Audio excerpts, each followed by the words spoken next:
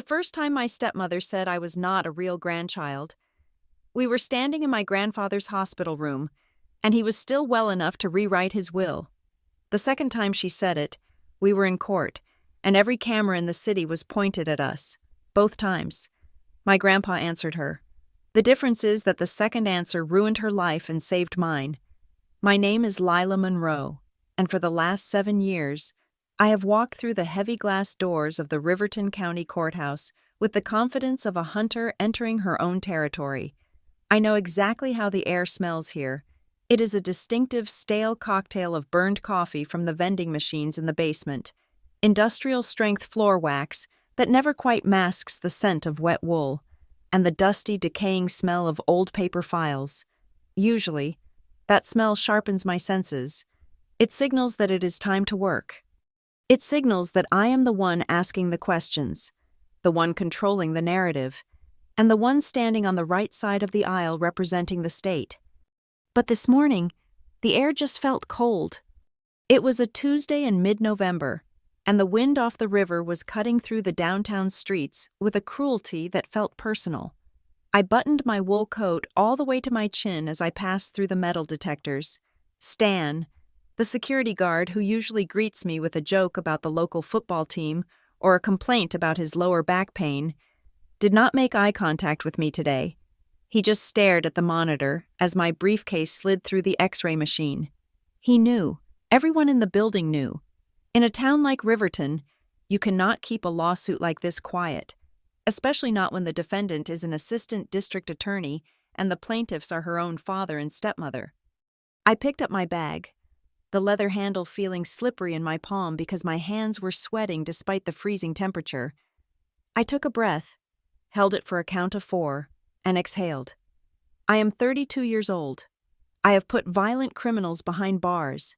I have stared down gang members and corrupt corporate executives. I forced myself to straighten my spine, smoothing the front of my charcoal blazer. I was not going to let them see me crumble. Not today, not ever. When I pushed open the double oak doors to courtroom 3B, the silence hit me harder than the noise ever could. The gallery was fuller than I expected for a probate hearing. I saw faces I recognized, clerks from the filing office, a few junior associates from rival firms, and inevitably, a reporter from the Riverton Gazette sitting in the back row with a notebook poised on his knee. They were vultures circling, waiting to see the prosecutor get prosecuted. And there they were. Sitting at the plaintiff's table, my father, Daniel Monroe, and his wife, Vivian, looked like they had been costumed by a high-end crisis management firm. Daniel was wearing a navy suit that fit him a little too perfectly, his graying hair combed back in a style that suggested distinguished grief. He was staring at his hands, refusing to look toward the door. Vivian, however, was looking right at me. She wore a pale blue dress that was conservative enough for church but tailored enough to show off her figure, paired with a string of pearls that I knew for a fact my grandfather had bought for my grandmother 40 years ago. The sight of those pearls around her neck made bile rise in my throat. I walked down the center aisle, the clicking of my heels echoing off the mahogany benches. I kept my face neutral, a mask of professional boredom that I had perfected over years of listening to defense attorneys spin lies. As I passed their table to get to the defense side, Vivian leaned slightly toward Daniel, but her eyes remained locked on mine. She shifted in her seat, adjusting the silk scarf on her shoulder, and spoke just loud enough to carry across the 3 feet of space between us. "She is not even his real grandchild," Vivian whispered, her voice dripping with a toxic mix of pity and disdain. "This whole will is a joke." The words landed like a physical blow to the chest. It was a calculated strike. She knew exactly where to hit me, and she knew exactly who was listening. The reporter in the back row shifted. The court reporter paused her typing. Vivian smiled. A small, sad, tight-lipped expression that suggested she was the one suffering, the one forced to deal with an imposter in the family ranks. It was a brilliant opening move. She was planting the seed of doubt before the judge even took the bench. She was framing the narrative, the biological family versus the outsider. I did not flinch. I did not stop walking. I did not give her the satisfaction of a reaction. I pulled out the chair at the defendant's table, the table usually reserved for the people I am trying to convict, and sat down. I placed my files on the desk, lining up the edges with surgical precision. Inside, my heart was hammering against my ribs like a trapped bird, but my hands were steady as I uncapped my pen. "All rise," the bailiff announced. Judge Reynolds swept into the room, his black robes billowing. He was a stern man with a bushy white mustache and a reputation for hating wasted time. I had argued cases before him dozens of times. I knew he liked short opening statements and hated when lawyers fidgeted. He took his seat, adjusted his glasses, and looked down at the docket. Then he looked at the plaintiff's table. Finally, he looked at me. For a second, his mask slipped. There was genuine confusion in his eyes, a flicker of cognitive dissonance as he tried to reconcile the Lila Monroe he knew, the sharp, relentless prosecutor, with the Lila Monroe listed as the defendant in Monroe v. Monroe. "We are here in the matter of the estate of Harrison Monroe," Judge Reynolds said, his voice gravelly. "The allegations are undue influence, fraud, and misappropriation of assets. Counsel, state your appearances." A man stood up from the seat next to Vivian. This was Carl Donovan. I knew him by reputation. Though we had never faced off, Donovan was a shark in a $3,000 suit, a specialist in high-stakes inheritance litigation who operated out of the state capitol. He was the kind of lawyer you hired when you wanted to destroy someone's life, not just win a case. He smoothed his tie and flashed a smile that was all teeth and no warmth. "Carl Donovan for the plaintiffs. Daniel and Vivian Monroe, Your Honor," he said. His voice was smooth, baritone, practiced. He looked at me with an evaluative gaze, like a butcher eyeing a side of beef. He saw a young woman alone at the defense table. He saw an overworked public servant. He thought this was going to be a quick kill. He had no idea that I had spent every night for the last 3 weeks memorizing every precedent he had ever cited in his career. "Lila Monroe, representing myself," I said. Standing up, my voice did not shake. Judge Reynolds raised an eyebrow. "You are proceeding pro se, Ms. Monroe, in a matter of this complexity?" "I am, Your Honor," I replied. "I am intimately familiar with the facts of the case, as well as the decedent's wishes." Vivian let out a soft, audible scoff. It was a theatrical sound, designed to convey disbelief at my audacity. Donovan placed a calming hand on her arm, playing the role of the protective knight. "Very well," the judge said, though he looked skeptical. "Mr. Donovan, you filed a motion to freeze the assets of the estate pending the outcome of this trial, alleging that the defendant, Ms. Monroe, coerced the decedent into changing his will while he was in a state of diminished mental capacity." "We did, Your Honor," Donovan said, stepping out from behind the table. He did not use a podium. He preferred to roam, commanding the space. "The evidence will show that Harrison Monroe was a vulnerable, 89-year-old man suffering from cognitive decline. The evidence will show that the defendant, who is not a biological relation to the deceased, used her position as a prosecutor and her legal knowledge to isolate him from his natural son and daughter-in-law. She manipulated a lonely old man into disinheriting his own flesh and blood." There it was again, not a biological relation. Flesh and blood. I watched Vivian while Donovan spoke. She was dabbing at her dry eyes with a tissue, her shoulders shaking just enough to suggest suppressed sobbing. It was a masterclass in manipulation. She was painting a picture for the court, for the media, and for the public. In her story, I was the villain, the cold, calculating step-granddaughter who had swooped in to steal the family fortune from the grieving son. She was banking on the fact that society defaults to biology. People want to believe that blood is thicker than water. They want to believe that a father deserves his father's money, regardless of whether he bothered to call him in the last decade. I looked at my father. Daniel was staring at the water pitcher on his table. He looked smaller than I remembered. He was letting Vivian and her lawyer do the dirty work, just like he had always let her steer the ship of our fractured family. He was not evil, perhaps, but he was weak, And in my line of work, I have learned that weakness causes just as much damage as malice. Ms. Monroe, Judge Reynolds addressed me, cutting through Donovan's grandstanding. Before we proceed to scheduling, I have to ask, given the sensitive nature of this case and the fact that it involves family, have the parties discussed a settlement? The room went quiet. I could hear the hum of the HVAC system and the scratching of the reporter's pen. Donovan turned to me, a smug look on his face. He expected me to fold. He expected me to be embarrassed by the public scrutiny, terrified of losing my reputation, and desperate to make this go away. He probably had a number in his head, a fraction of the estate that he would graciously allow me to keep if I admitted guilt and walked away. I looked at the judge, then I looked at Vivian. She had lowered the tissue. Her eyes were hard, challenging me. She thought she had won already. She thought that by screaming, "You are not real," loud enough, she could erase 20 years of love and loyalty. She thought she could rewrite history because she shared a genetic sequence with the man I loved more than anyone in the world. I stood up slowly. I did not look at my notes. I did not need them. "Your Honor," I said, my voice ringing clear in the cold room, "there will be no settlement." Donovan frowned. Vivian stiffened. "This case is not about money," I continued, ignoring Donovan's attempt to interrupt.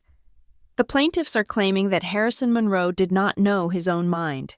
They are claiming that his final act of love and trust was a mistake or a crime. To settle would be to admit that they are right.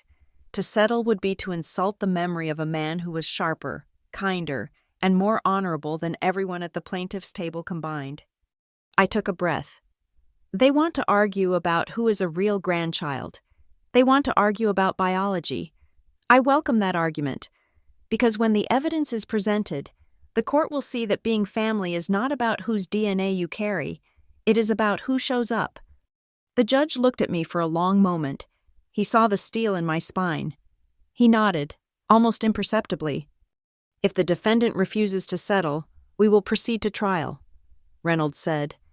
Vivian turned to glare at me, her mask of sorrow slipping completely to reveal the ugly rage beneath. She mouthed something at me, a silent curse, but I was no longer looking at her.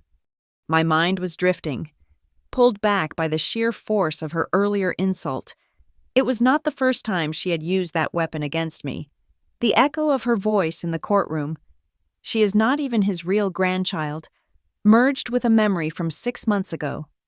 The smell of floor wax and old paper faded, replaced by the antiseptic sting of a hospital room. I could see the monitors beeping. I could see the harsh fluorescent lights reflecting off the linoleum. I could see my grandfather, frail but fierce, lying in the bed. And I could hear Vivian saying those exact same words to him, thinking he was too weak to respond. I gripped the edge of the defense table, grounding myself in the present. They thought they were putting me on trial. They thought they could use my lack of blood relation as a weapon to strip me of everything my grandfather wanted me to have. They thought I was just a granddaughter playing lawyer. They were wrong. I was not just a granddaughter, I was a prosecutor, and I knew how to build a case. I looked straight at Carl Donovan, who was now whispering frantically to a furious Vivian. I met his gaze and held it until he looked away. If they want a trial, I will give them one, but it will not be the story they rehearsed. To understand why I sat in that defendant's chair with a spine of steel, you have to understand the house where that steel was forged. It was not a cold, modern apartment in the city like the one my father owned, nor was it the sterile beige condo Vivian eventually decorated with furniture you were not allowed to sit on.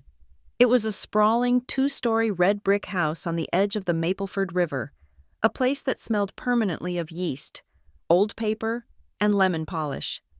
Growing up, my world was defined by that house.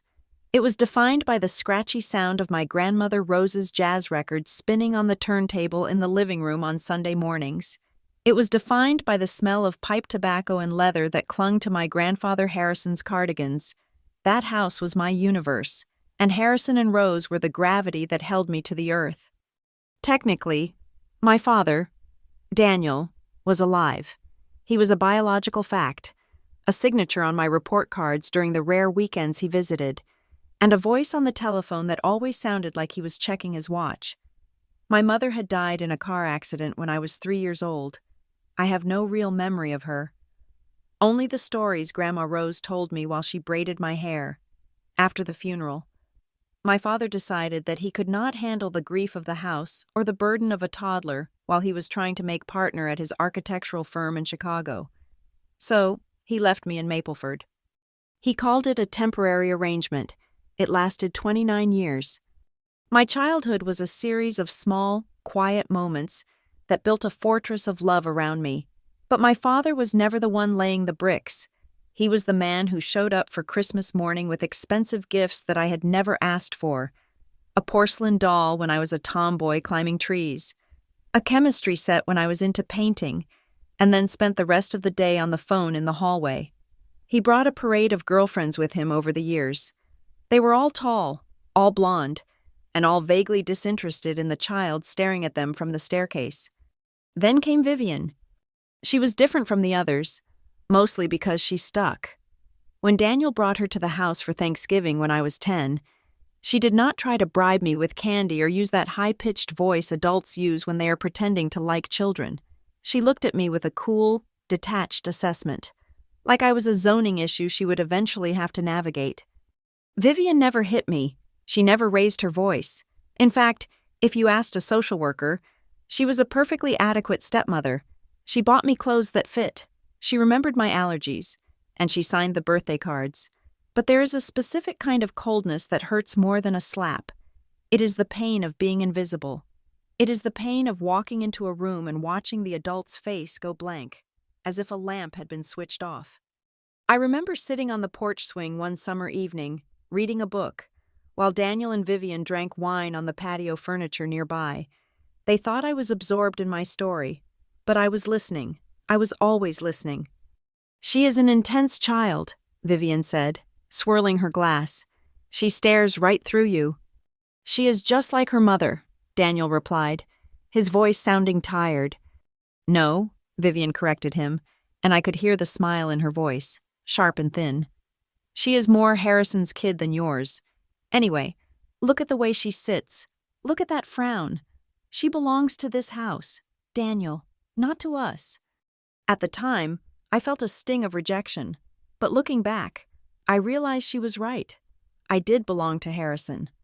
My grandfather, Harrison Monroe, was a retired judge with a reputation for being tough but fair. To the rest of the world, he was a formidable legal mind. To me, he was the man who sat on the floor and played Monopoly for 4 hours straight because I refused to concede defeat. He was the one who taught me that the world is a puzzle, and if you look at the pieces long enough, they will fit. While other kids were watching cartoons, Harrison taught me to play chess. We played every Tuesday and Thursday night after dinner. He never let me win, not once. "Checkmate," he would say, taking my king. "That is not fair," I would protest. "You are older than me." "The board does not care how old you are, Lila," he would tell me, resetting the pieces with his gnarled, steady hands. "The board only cares about the moves you make. If you want to win, stop hoping for me to make a mistake and start forcing me to make one." He taught me to read people the way other grandfathers taught their grandkids to read baseball stats. He would take me to the park, and we would sit on a bench, eating ice cream. "Look at that man over there," he would say, pointing with his spoon. "The one with the nervous hands. Is he waiting for a lover or a business partner?" "A lover," I guessed. "Why?" "Because he keeps checking his reflection in the shop window," I said. Harrison smiled, and the corners of his eyes crinkled. That smile was the only gold star I ever needed. "Good girl. Observation is your best weapon. Lila, people lie with their mouths, but they tell the truth with their hands, their feet, and their eyes. You just have to watch." He was planting the seeds of the prosecutor I would become. He showed up to everything. Every piano recital where I stumbled over the keys, every debate team meet, every soccer game. Even though I spent most of the time picking dandelions on the field, he was there, usually wearing his fedora, cheering louder than the parents half his age. And Grandma Rose was the soft place to land. If Harrison was the structure, Rose was the warmth. She taught me that being strong did not mean being hard. She knew exactly how I took my cocoa. With 3 marshmallows, never 2, never 4, she kept a box under her bed filled with my terrible childhood drawings, treating them like they were Rembrandts. When I failed my driving test the first time and came home crying, she did not tell me to toughen up. She baked a batch of pecan sandies, put on an Ella Fitzgerald record, and danced with me in the kitchen until I was laughing.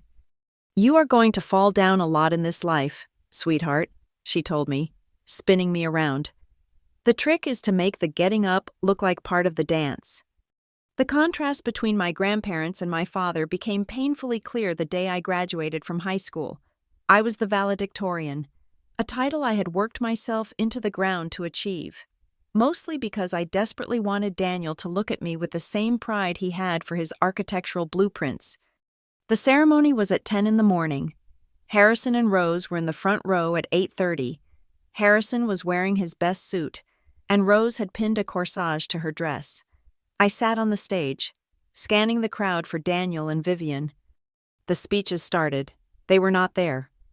The choir sang. They were not there. They slipped in the back doors just as I was walking up to the podium to give my address. I saw them. Vivian was wearing sunglasses indoors, looking bored. Daniel was checking his phone. I delivered my speech, my voice shaking only once, talking about the roots that anchor us and the wings that let us fly. I looked right at Harrison the whole time. He was beaming, tears streaming openly down his face. After the ceremony, amidst the chaos of flying caps and hugging families, I found Daniel and Vivian near the parking lot.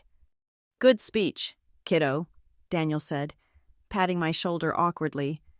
"Listen, we have to beat the traffic back to the city. Big dinner with a client tonight. We will send you a card, okay?" "You are leaving?" I asked. "Grandma made a reservation for lunch." Vivian sighed, checking her diamond watch. "Oh, Lila, do not be dramatic. We came, didn't we? It is a long drive. Besides, you have Harrison and Rose. You are fine." They got into their silver Mercedes and drove away before the tassel on my cap had even stopped swinging. I stood there, clutching my diploma, feeling that familiar hollow ache in my chest. Then I felt a hand on my shoulder. It was heavy and warm. "Let them go, Lila," Harrison said softly. He was not looking at the car. He was looking at me, his eyes fierce and protective. "You do not need to chase people who do not want to run with you. We are here. We are right here." We went to lunch, just the 3 of us, and it was perfect. We laughed until our sides hurt, but I never forgot the image of that silver car driving away, choosing traffic over my triumph. The bubble burst 2 years later when I was a sophomore in college. Grandma Rose died of a massive heart attack while she was deadheading her roses in the garden. It was quick. The doctor said she did not suffer, but the silence she left behind was deafening. The funeral was small and solemn, exactly as she would have wanted. The air in the church smelled of lilies and rain. Daniel and Vivian came. Of course, they played the part of the grieving family beautifully. Daniel looked appropriately somber, shaking hands with the neighbors he had not seen in a decade. Vivian wore a black designer dress and stood by the casket, accepting condolences for a woman she had barely spoken to. I stood next to Harrison. He looked like he had aged 20 years in 2 days. He was trembling, leaning heavily on his cane, and I held his arm, trying to be the structure he had always been for me. At the reception back at the house, the air was thick with casseroles and whispered sympathies. I went into the kitchen to refill the coffee pot and found Vivian standing there with one of Rose's friends, a woman named Mrs. Higgins. They did not see me. "It is a shame," Vivian was saying, her voice lowered to a conspiratorial whisper. "But honestly, maybe it is for the best. Daniel has been saying for years that they were too obsessed with Lila. Harrison is smothering that girl. She will never grow up normal with just them. She needs to get out of this house and face the real world." My hands shook so hard, I almost dropped the coffee pot. Smothering? They were the only air I had ever breathed. They were the only reason I wasn't drowning. I backed out of the kitchen before I did something that would dishonor Rose's memory. I went to find Harrison. He was in his study, sitting in his leather armchair, staring at a photo of Rose from their honeymoon. The room was dark, lit only by a single desk lamp. I sat on the ottoman at his feet, resting my head on his knee. He stroked my hair, his hand shaking slightly. "I heard them," he said. His voice was rough, like gravel grinding together. "Heard who, Grandpa?" "Vivian," he said. "I know what they think. They think I'm a crutch for you. They think this house is a trap." "I don't care what they think," I said fiercely. "I love this house." "I know," he said. He sighed, a long, rattling sound. "But you need to be protected, Lila. Not just from the world, but from them. I realize today. I realize that when I am gone, you will be alone with them, and they do not understand you. They do not value you." He leaned forward, looking me in the eye. The grief was there, terrible and deep, but beneath it was that sharp, analytical look I knew from the chessboard. "I updated my will this morning, Lila, before the funeral." I blinked. "Grandpa, you do not need to talk about that." "I do," he insisted. "I have to. Money makes people do ugly things. Sweetheart, I have seen it in my courtroom for 40 years. I want to make sure you are never held hostage for money. I want to make sure you never have to beg them for anything. I want you to have the freedom to walk away." He did not give me the details. He did not tell me numbers or clauses. He just squeezed my hand tight. "Promise me something," he said. "Promise me you will use your brain. You have a sharp mind, Lila, sharper than mine ever was. Use it. Fight for people who cannot fight for themselves, and never let anyone tell you who you are." "I promise," I whispered. That night, lying in my childhood bed, listening to the house settle without the sound of Rose's breathing in the room down the hall, I made a vow. I would not just be the girl they left behind. I would be the woman who stood up. I would become a prosecutor. I would learn the law so well that no one, not Daniel, not Vivian, and certainly not a world that favored the powerful, could ever take my ground away from me. I did not know then that the first person I would have to use those skills against would be my own father. I just knew that Harrison Monroe was the only father I had ever really had, and I would spend the rest of my life trying to be worthy of the chair across from his chessboard. 7 years had passed since Grandma Rose's funeral, and the silence in the big brick house in Mapleford had settled into a permanent state of being. I was 27 years old, a junior assistant district attorney in the county seat, working 80-hour weeks and living on vending machine coffee and sheer adrenaline. I was building a life, exactly as Harrison had told me to, brick by brick, case by case. Then came the phone call that knocked the wind out of me. It was Mrs. Gable, the housekeeper Harrison had hired after his hip started giving him trouble. Her voice was thin and trembling. Harrison had collapsed in the kitchen. It was a stroke. I drove the 40 miles from the city to the Mapleford General Hospital in 35 minutes, risking my license and my life on the winding river roads. My hands gripped the steering wheel so tight my knuckles turned white. I was terrified, not just of losing him, but of the sudden, yawning void that would open up beneath my feet if he was gone. He was my anchor. Without him, I was just a boat drifting in a storm I was not built to weather. The hospital room was on the 4th floor. It was aggressively sterile, a box of white walls and stainless steel that smelled of rubbing alcohol and floor wax, a sharper, meaner version of the smell in the courthouse. The only sound was the rhythmic, mechanical beeping of the heart monitor and the soft whir of an oxygen machine.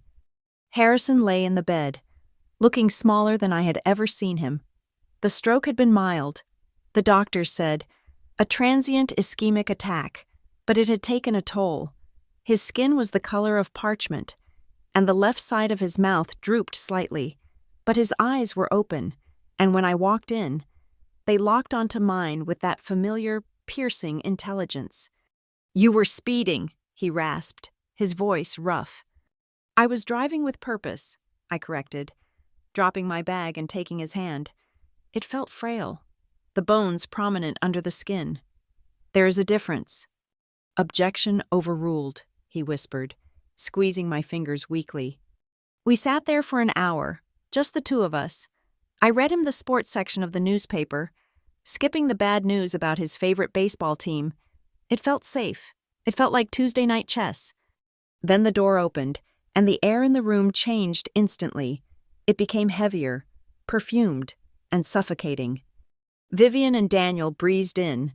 They did not look like people who had rushed to the bedside of a dying man. They looked like they had stopped to freshen up first.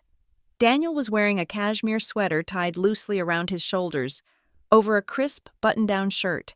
Vivian was carrying a vase of orchids that was far too large for the bedside table. The kind of arrangement you order from a catalog when you want to look generous without actually caring. "Oh, Harrison!" Vivian exclaimed. Her voice pitched a little too high, a performance for an audience of nurses. She set the flowers down, pushing my bag off the table to make room. We came as soon as we heard. The traffic was absolutely dreadful. Daniel stood at the foot of the bed, looking uncomfortable. He patted Harrison's shin through the blanket. "Hey, Dad, you gave us a real scare." Harrison looked at them. He did not smile. "I am still here. Daniel."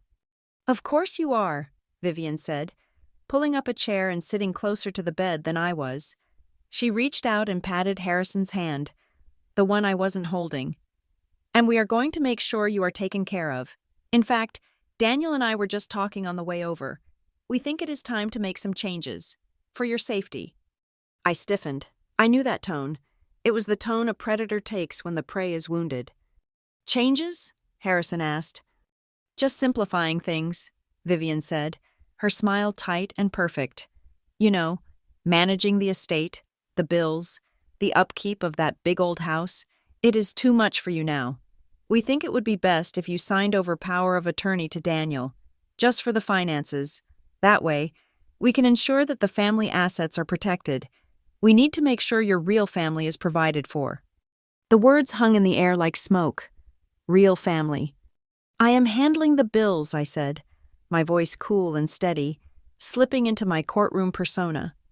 "Grandpa and I go over the accounts every month. Everything is in order." Vivian turned her head slowly to look at me. Her expression was one of polite tolerance, like she was dealing with a rude waiter. "Lila, sweetie, we appreciate you playing secretary all these years. But this is grown-up business now. This is about the Monroe legacy. It requires a family member to oversee it." "I am a family member," I said. "Well," Vivian laughed, a short, sharp sound that had no humor in it. "Technically, I suppose, but we are talking about long-term security. Harrison needs to know that his bloodline is secure. Daniel is his son. It is only natural that he takes the reins." Harrison shifted in the bed. He pulled his hand away from Vivian. "I am not dead yet, Vivian, and my mind is fine. Lila handles the paperwork because I trust her to read the fine print.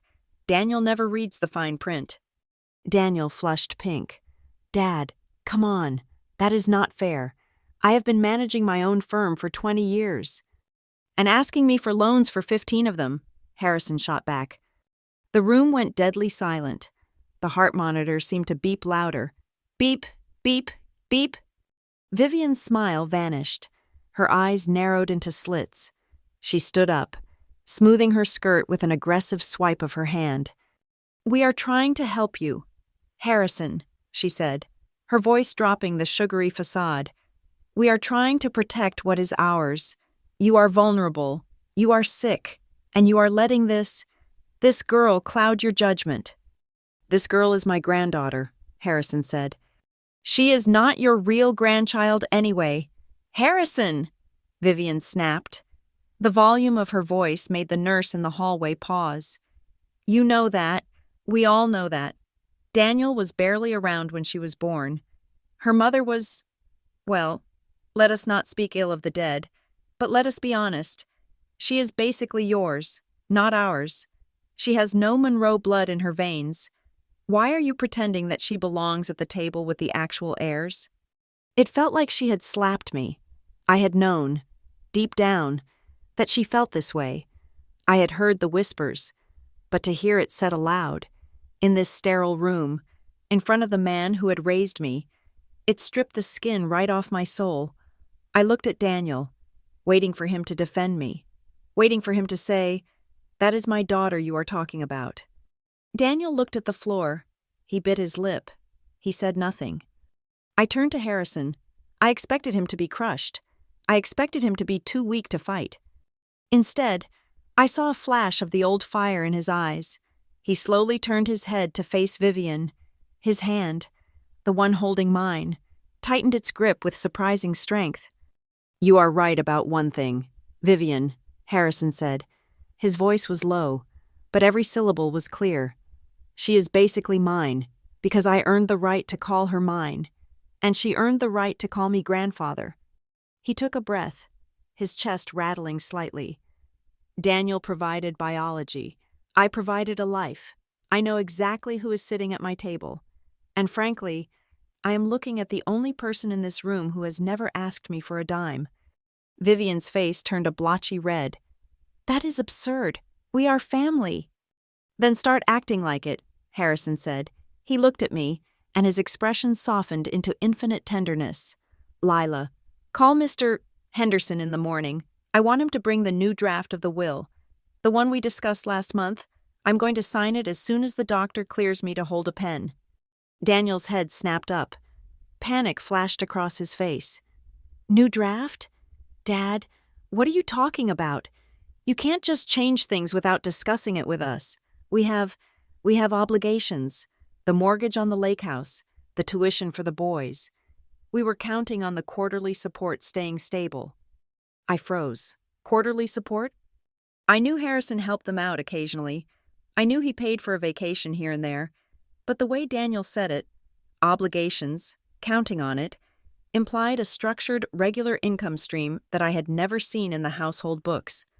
"You have been giving them money?" I asked, looking at Harrison. Harrison closed his eyes, looking suddenly exhausted. "It was a way to keep the peace, Lila, a way to keep them coming around on holidays."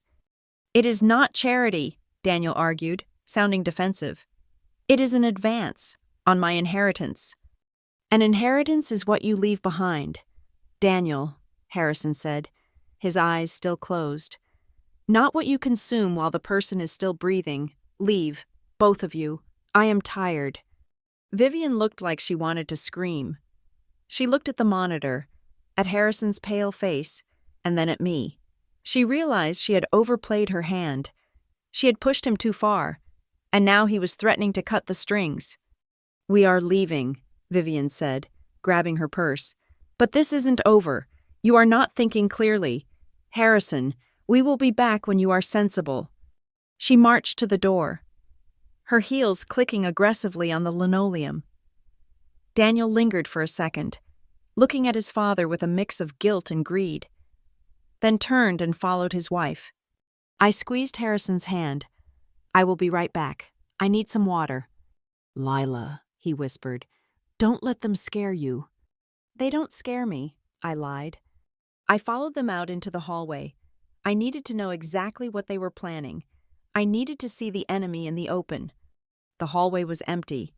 Vivian was waiting by the elevator, stabbing the down button with her manicured finger. When she saw me, she didn't pretend anymore. She walked straight up to me, invading my personal space until I could smell her expensive perfume, which now smelled like formaldehyde to me. She reached out and grabbed my upper arm. Her fingers dug into my flesh, sharp and painful. It was the first time she had ever touched me with physical aggression. "You think you have won, don't you?" she hissed. Her voice was a low, venomous whisper. "You think because you bring him soup and play chess that you own this family?" "I think I am the only one who cares if he lives or dies," I said, pulling my arm away. "You just want to know if the check will clear." "You listen to me, you little stray," Vivian said, stepping closer. Her eyes were cold, dead things. "When he is gone, and he will be gone soon, you will see how the real world works. You think a piece of paper matters? You think a last name makes you one of us? It doesn't. Blood matters. DNA matters. And you? You are nothing. You are a pet he kept around because he was lonely. But pets don't inherit the kingdom." "Is that a threat?" I asked. "It is a promise," she said. The elevator doors dinged and slid open. She stepped inside, Daniel trailing behind her like a ghost. "Enjoy your time, Lila. It is running out." The doors closed, cutting off her face. I stood there in the hallway, shivering. The air conditioning felt suddenly arctic. I rubbed my arm where she had grabbed me. I could still feel the pressure of her fingers. "You are nothing. You are a pet." I wanted to cry. I wanted to chase after her and scream, but I did neither. I turned around and walked back into room 404. Harrison was asleep. He looked fragile, his chest rising and falling with shallow breaths. I sat down in the chair and pulled out my legal pad. I wrote down everything Vivian had said. I wrote down Daniel's comment about the quarterly support. I wrote down the time, the date, and the names of the nurses on duty. I told myself we had time. I told myself Mr. Henderson would come tomorrow. We would get the signature. We would lock it down. I was wrong. Harrison Monroe never left the hospital. 3 weeks later, a second, massive stroke stole him from me in the middle of the night. I was holding his hand when the line on the monitor went flat. The new will, the one that would have protected me, the one that would have codified his love into law, sat on his desk in the study, a draft waiting for a signature that never came. Harrison was gone, and I was alone in the ring with two people who had just told me that, as far as they were concerned, I did not exist. The funeral was a quiet affair, dignified and understated, exactly the way Harrison Monroe had lived his life. There were no weeping eulogies from the family row, mostly because the family row was occupied by 3 people who were essentially strangers to one another. Daniel and Vivian stood stiffly in their designer black, checking their watches, while I stood alone, feeling like a raw nerve exposed to the wind. When the last handful of dirt hit the casket, they practically sprinted to their rental car, mumbling something about a flight they had to catch and a meeting Daniel could not miss. They did not ask about the house. They did not ask about the cat. They just left. That afternoon, Mr. Henderson, the family attorney who had known my grandfather since law school, sat me down at the kitchen table. He looked tired. He slid a heavy brass key across the oak surface. "The will that is currently on file, the one signed 4 years ago, names you as the executor. Lila," he said, his voice grave. "I know Harrison wanted to make changes. I know he wanted to make things explicit, but without that signature, we are operating under the previous document. It gives you control of the estate administration, but it leaves the distribution of assets complicated. Daniel is still a beneficiary of the residual estate." He paused, looking at me over his spectacles. "You have access to everything, the accounts, the house, the files, my advice. Go through it all, catalog everything. If they decide to contest your role as executor, you need to be impeccable." I took the key. It felt cold and heavy in my palm.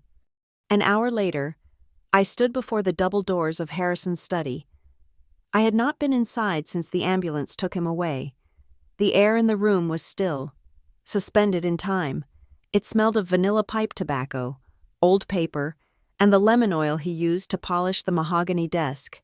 I walked over to his chair, the leather worn smooth in the shape of his body, and sat down. I did not cry. I had cried enough at the graveside. Now, I felt a strange, vibrating energy. It was the hum of a prosecutor sensing that a crime scene held more answers than the police report suggested. I unlocked the bottom drawer of the desk.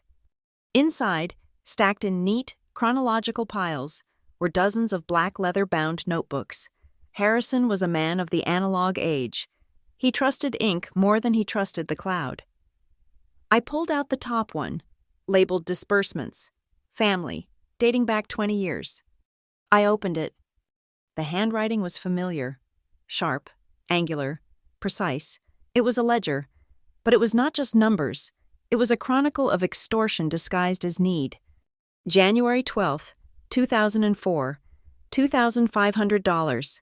Daniel called, said the firm is having cash flow issues. Promised repayment by March. March 15th, 2004, $1,000. Vivian called, said Daniel is too proud to ask, but they need help with the mortgage this month. Just a bridge loan, she said. July 4th, 2004, $5,000. Emergency home repairs. Daniel says the roof is leaking. I flipped the pages, my heart rate picking up speed. It went on like this, month after month, year after year. There were notes in the margins in Harrison's red ink. Not repaid. Asked for extension. No receipt provided. I reached into my bag and pulled out my solar-powered calculator. I started adding. The tapping of the keys was the only sound in the silent house. $10,000 in 2005, $12,000 in 2008, $20,000 in 2011, the year Daniel supposedly bought into a partnership. The numbers were staggering, but it was the notes that made my stomach turn. Vivian says the boys need braces. Daniel says the car broke down. Vivian needs a specialist for her migraines. Daniel needs a suit for a gala to network. I worked my way through 5 notebooks, my fingers flying over the calculator buttons. When I hit the final total, I stared at the small gray screen, blinking. $542,350. Over $500,000. For 20 years, Daniel and Vivian had been bleeding him dry. They played the part of the successful, independent power couple in the city, driving luxury cars and wearing Italian silk, while quietly siphoning the retirement savings of an old man they barely visited. They had built their life on a foundation of IOUs that they never intended to honor. I pushed the notebooks aside and woke up Harrison's desktop computer. He had given me the password years ago. Rose 1958, the year he married my grandmother. The screen flickered to life. I opened his email client. If the notebooks were the evidence of the crime, the emails were the evidence of the manipulation. I sorted by sender. Vivian Monroe. There were hundreds of them. I clicked on one from 3 years ago, titled, Missing You. Dearest Harrison, we are just heartbroken that we cannot make it for Christmas this year. We miss you so much. The boys are devastated, but things are just so tight right now with the market downturn. We simply cannot afford the plane tickets and the hotel. It kills me to think of you alone in that big house. If only we had a little help. We could be there in a heartbeat. I wish Lila knew how much we care, but she does not understand the pressures of running a household like ours. Love, Viv. I checked the ledger for that date. December 20th. $4,000 sent via wire transfer. Travel expenses. They never came for Christmas that year. I remembered it vividly. I had cooked a prime rib roast, and Harrison and I had eaten it alone while watching old movies. He had told me Daniel had a last-minute work crisis. He lied to protect me from the truth. He had paid them to come, and they had taken the money and stayed home. I felt a surge of cold fury. I pulled out my own phone and opened the social media app. I was not friends with Vivian. She had blocked me years ago, but her profile was public. Narcissists never keep their profiles private. They need the audience. I scrolled back to December of that same year. There it was, a photo posted on December 25th, Vivian and Daniel, holding tropical cocktails, standing on a white sand beach. The caption read, Christmas in Cabo. Much needed relaxation after a brutal year. Blessed success. I took a screenshot. I kept digging. I found an email from last May. Vivian claimed she needed urgent dental surgery that insurance would not cover. Harrison had sent $6,000. I checked her Instagram for May. No photos of swollen cheeks or recovery rooms. Instead, there was a photo of her standing next to a brand new, limited edition designer handbag, captioned, Retail therapy is the best medicine. The price of that bag? Roughly $6,000. I felt sick. It was not just greed. It was contempt. They thought he was a fool. They thought he was a senile old ATM machine who existed solely to fund their lifestyle. They mocked his loneliness with their lies. I opened the document folder on the computer labeled Personal. Inside, there was a file named Journal. I hesitated. This felt different than the financial records. This was his mind. This was his heart. But I needed to know. I needed to know if he knew. I opened the last entry, dated 2 weeks before his first stroke. They called again today. Vivian. She was crying about Daniel's credit card debt. She thinks I do not know about the gambling. She thinks I do not see the photos of the trips and the parties. She thinks I am blind. I sent the check. I always send the check. Why? Because I am a weak old man? No. Because I am afraid that if I stop paying, they will stop answering the phone entirely. And even though they are hollow, they are the only link I have to the son I failed to raise better. I pay for the illusion of family. But God, it is expensive, and it is lonely. Lila is coming for dinner tonight. I will not tell her. She would be angry. She is so fierce on my behalf. She loves me for free. That is the miracle I do not deserve. Tears pricked my eyes, hot and stinging. He knew. He had known the whole time. He had let them rob him because he was terrified of being completely abandoned by his own son. It broke my heart in a way the death itself hadn't. They had taken advantage of his love, yes, but mostly they had weaponized his fear of solitude. I closed the journal file. I could not read anymore. I went back to the drawer. There was one more notebook, tucked all the way in the back, beneath a stack of old tax returns. It was red, not black. On the cover, in Harrison's neat script, was written just one word: Lila. I opened it, expecting to see more financial records, maybe a log of my tuition payments or the money he gave me for my first car. Instead, the first page was dated 20 years ago. Lila won the 3rd grade spelling bee today. The word was chrysanthemum. She was so nervous her knees were shaking. But she nailed it. We went for ice cream after. She got mint chocolate chip. I turned the page. Lila made the varsity debate team. Freshman year, the youngest on the squad. She argued against the death penalty. I have never seen her so passionate. She reminds me of Rose when she gets that fire in her eyes. Lila's LSAT scores came back, 172. She is going to be a better lawyer than I ever was. I am so proud I could burst. Lila's first trial today. I sat in the back. She was magnificent. She caught the defense witness in a lie about the timeline. The way she pivoted. Pure instinct. She is a force of nature. It wasn't a ledger of debts. It was a ledger of love. He had recorded every milestone, every victory, every small moment of my life that he had witnessed. While he was tracking Daniel's theft in the black books, he was tracking my growth in the red one. I sat there in the darkening study, the red notebook on my lap, the black notebook stacked on the desk like a tower of indictments. The contrast was absolute. Daniel and Vivian saw Harrison as a resource to be mined. Harrison saw me as a legacy to be cherished. I realized then that this was no longer just a probate issue. This was not just about who got the house or the stocks. This was a moral war. Vivian and Daniel had spent decades constructing a narrative that I was the outsider, the leech, the not real grandchild. But the evidence in this room told the exact opposite story. They were the parasites. I was the daughter he never had. I stood up. The sadness was still there, but it had hardened into something useful, something sharp. I walked over to the scanner in the corner of the room. I turned it on. The hum of the machine sounded like a tank engine starting up. I began to dismantle the notebooks. I scanned every page of the black ledgers. I scanned the bank statements corresponding to the transfers. I printed the emails.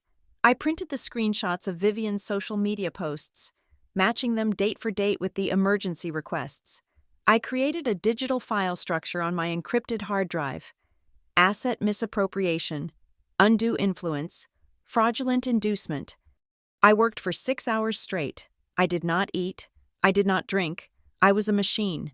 I was building a timeline that was bulletproof. I was constructing a mirror that I would eventually force them to look into. At midnight, I packed the original notebooks into a fireproof lockbox and put it in the trunk of my car. I was not leaving them in the house. I thought I was preparing for a battle over money. I thought I was gathering ammunition to defend Harrison's memory if they tried to claim he was incompetent. I thought I was the hunter, setting a trap for two greedy people who might try to file a nuisance claim. I had no idea that while I was scanning receipts in Mapleford, Vivian was in a lawyer's office in the city, spinning a story that would turn me into the villain on the front page of every newspaper in the county. I was building a case based on facts. She was building a case based on feelings. And as I would soon learn, in the court of public opinion, facts are often the first casualty. But as I locked the heavy oak door of the study that night, I felt a strange sense of peace. I touched the red notebook in my bag. "She loves me for free," he had written. "I will fight for you for free, too, Grandpa." I whispered to the empty hallway. "And it is going to cost them everything." They say that in the modern world, the truth can be halfway around the world before a lie has even put its boots on. But in my case, the lie did not just put on boots. It put on a pair of designer heels, hired a publicist, and bought the front page of the Riverton Gazette. I woke up on a Tuesday morning, 3 days after the funeral, to the incessant buzzing of my phone on the nightstand. It was not the alarm. It was a barrage of notifications that sounded like a swarm of angry hornets. I reached for the device, my eyes still adjusting to the gray light filtering through the blinds of my apartment. I saw 15 missed texts, 3 voicemails, and a tag on a news article that was trending locally. My stomach dropped. I tapped the link. The headline screamed at me in bold, black letters, "Devoted daughter fights to free father's fortune from manipulative grandchild." I sat up, the blood draining from my face. I scrolled down, my thumb trembling slightly. The article was a masterclass in yellow journalism.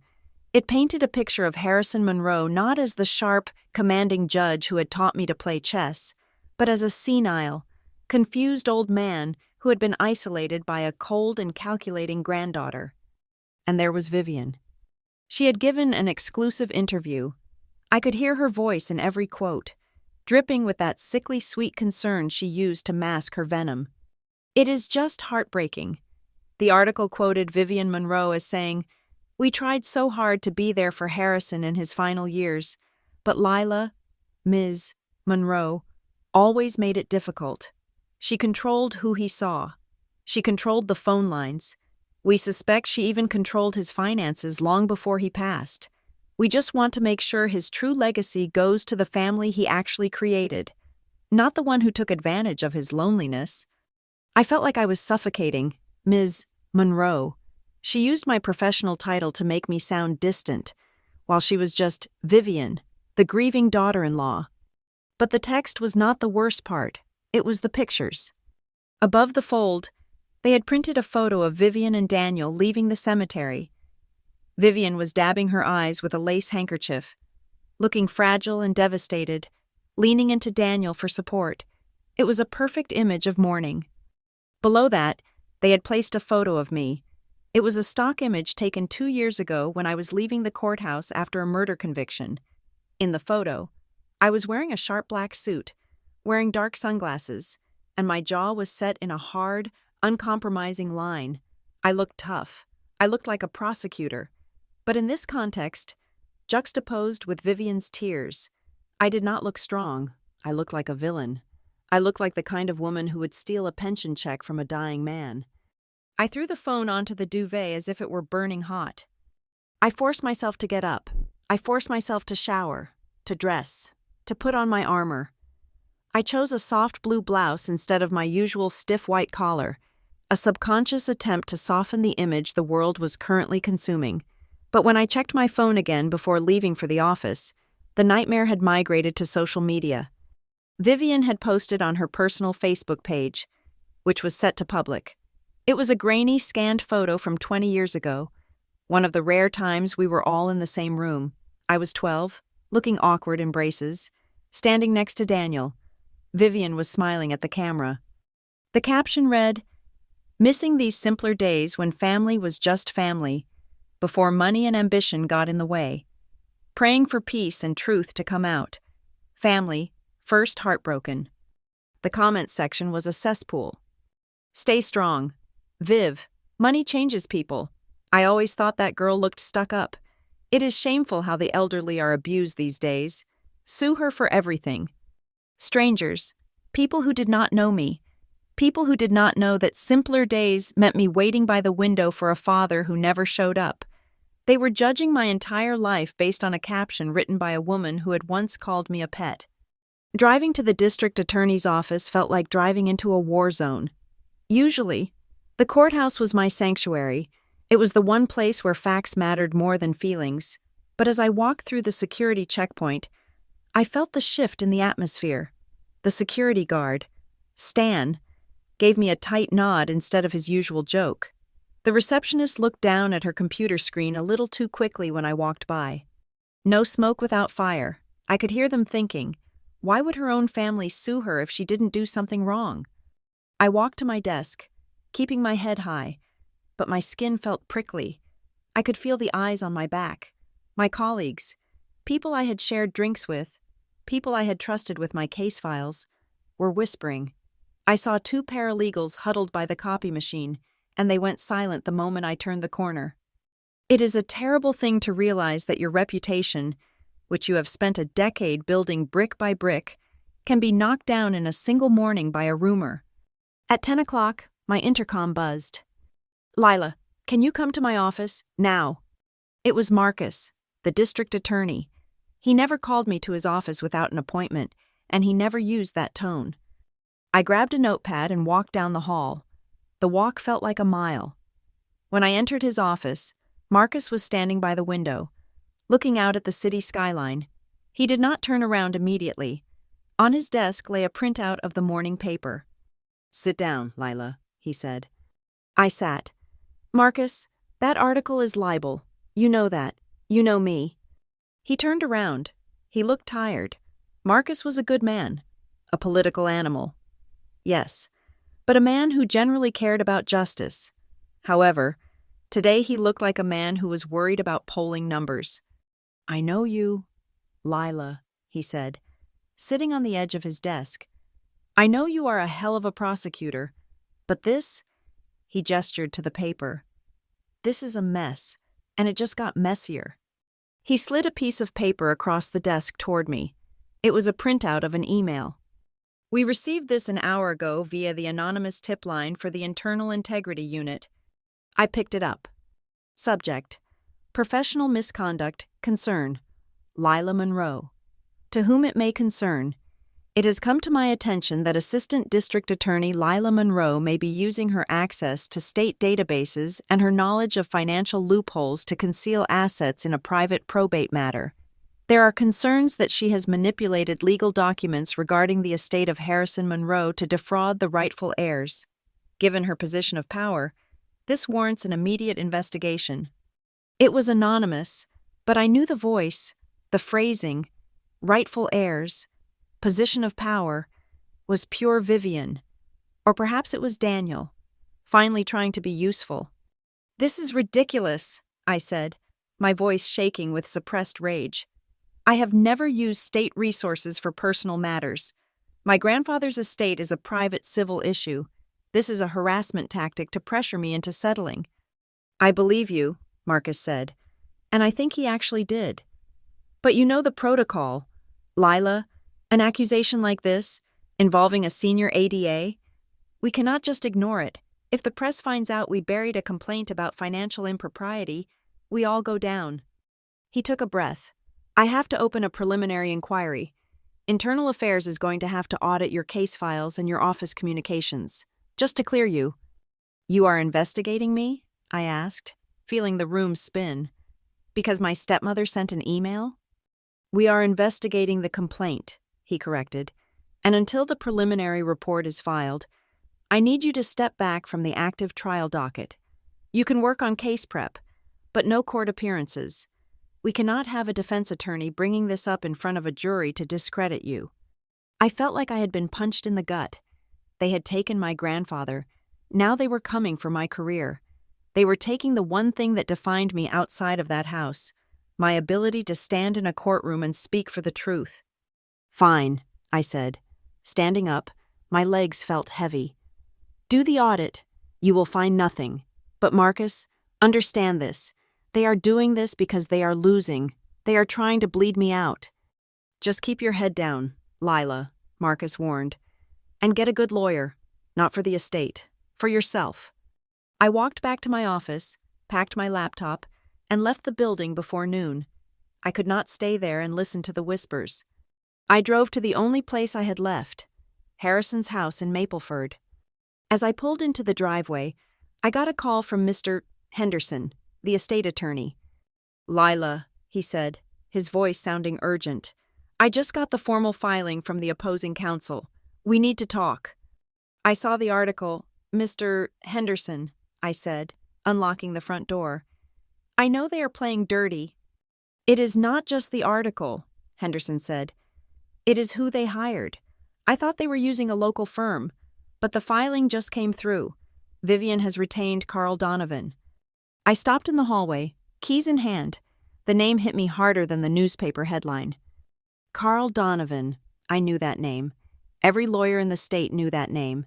He was not a probate lawyer. He was a shark. He was the man you hired when you did not care about the law. You cared about destruction. He was famous for his scorched earth strategy, digging up dirt on opponents, leaking stories to the press, and turning a simple contract dispute into a character assassination. He did not just win cases. He ruined lives so that his clients could pick up the pieces. Vivian had not just hired a lawyer, she had hired a hitman. "He is expensive," I said, my mind racing. "How can they afford him? They are broke."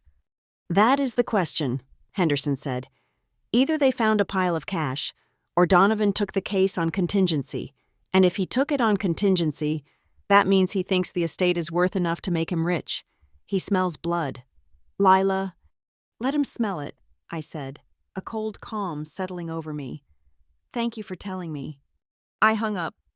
I walked into the kitchen, the same kitchen where Grandma Rose had taught me to dance, the same kitchen where Harrison had collapsed.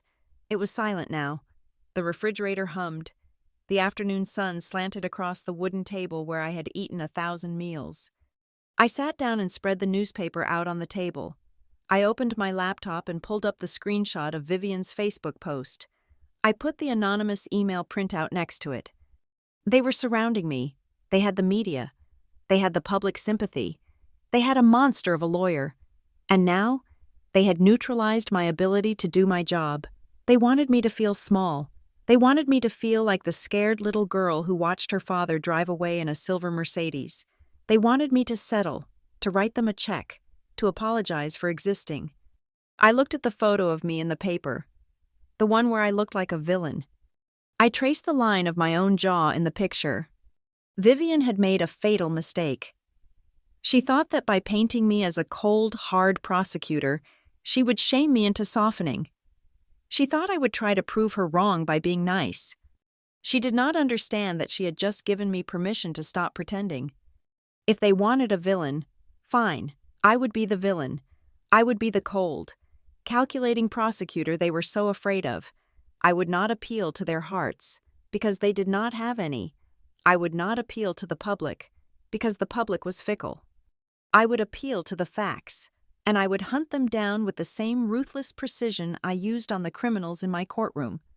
I stood up and walked to the coffee maker. I brewed a fresh pot, strong and black. I was not going back to the city tonight.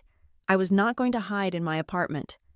I was going to stay right here, in the house they wanted to steal, and I was going to turn their scorched earth strategy against them. "You want a war, Vivian?" I said aloud to the empty room. "You hired a shark, but you forgot one thing." I took a sip of the bitter coffee. I am the one who swims in the tank. If they wanted to paint me as a cold, calculating prosecutor, I decided I might as well give them the performance of a lifetime. I stopped reading the comments on social media. I stopped answering calls from numbers I did not recognize. I stopped looking at the photo of myself in the newspaper that made me look like a villain. Instead, I went to the office supply store in downtown Mapleford and bought 3 packs of color-coded index cards, a roll of butcher paper, and a fresh box of red pens. I turned Harrison's formal dining room, a room Vivian had always complained was too dark and old-fashioned, into a war room. I taped the butcher paper across the entire length of the floral wallpaper. I drew a horizontal line down the center. This was the timeline of the last 5 years of Harrison Monroe's life. Above the line, in blue ink, I mapped out every medical appointment, every dinner, every chess game, and every weekend visit. This was the care timeline. Below the line, in red ink, I mapped out every wire transfer, every emergency loan, every canceled visit from Daniel and Vivian, and every lavish vacation they took immediately after receiving money. This was the extraction timeline. When I stepped back to look at it, the visual was striking. The blue line was a solid, unbroken stream of my presence. The red line was a jagged, sporadic rhythm of their greed.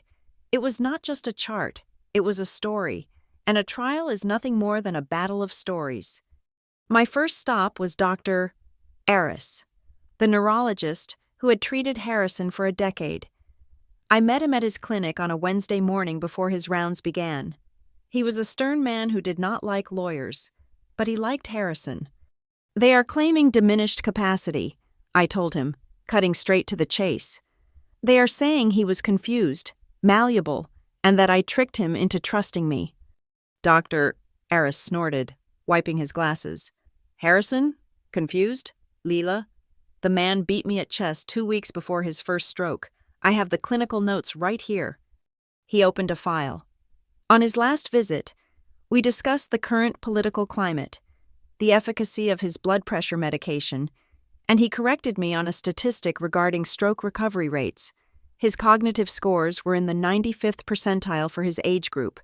If anyone was influencing Harrison Monroe, it was because he allowed it, not because he did not notice it. "Will you testify to that?" I asked. "I will testify that he was sharper than half the people currently sitting in Congress," Dr. Charisse said, "and I will bring his charts." Step 1. Competency established. Next, I tracked down Mrs. Gable. She had been Harrison's housekeeper for 6 years, a quiet woman who made excellent tea and observed everything while dusting the baseboards. I found her at her small cottage on the edge of town. She looked terrified when she saw me, thinking I was there to fire her or accuse her of something. "I am not here to cause trouble, Mrs. Gable," I said, sitting on her velvet sofa. "I just need the truth. You were there during the days. You answered the phone." "She was awful to him. Miss Lila," Mrs. Gable whispered, wringing her hands. "Mrs. Vivian. She would call and scream if the check was late. I heard her. Mr. Harrison would put it on speaker sometimes because his hands were shaking too much to hold the receiver. She would call him selfish.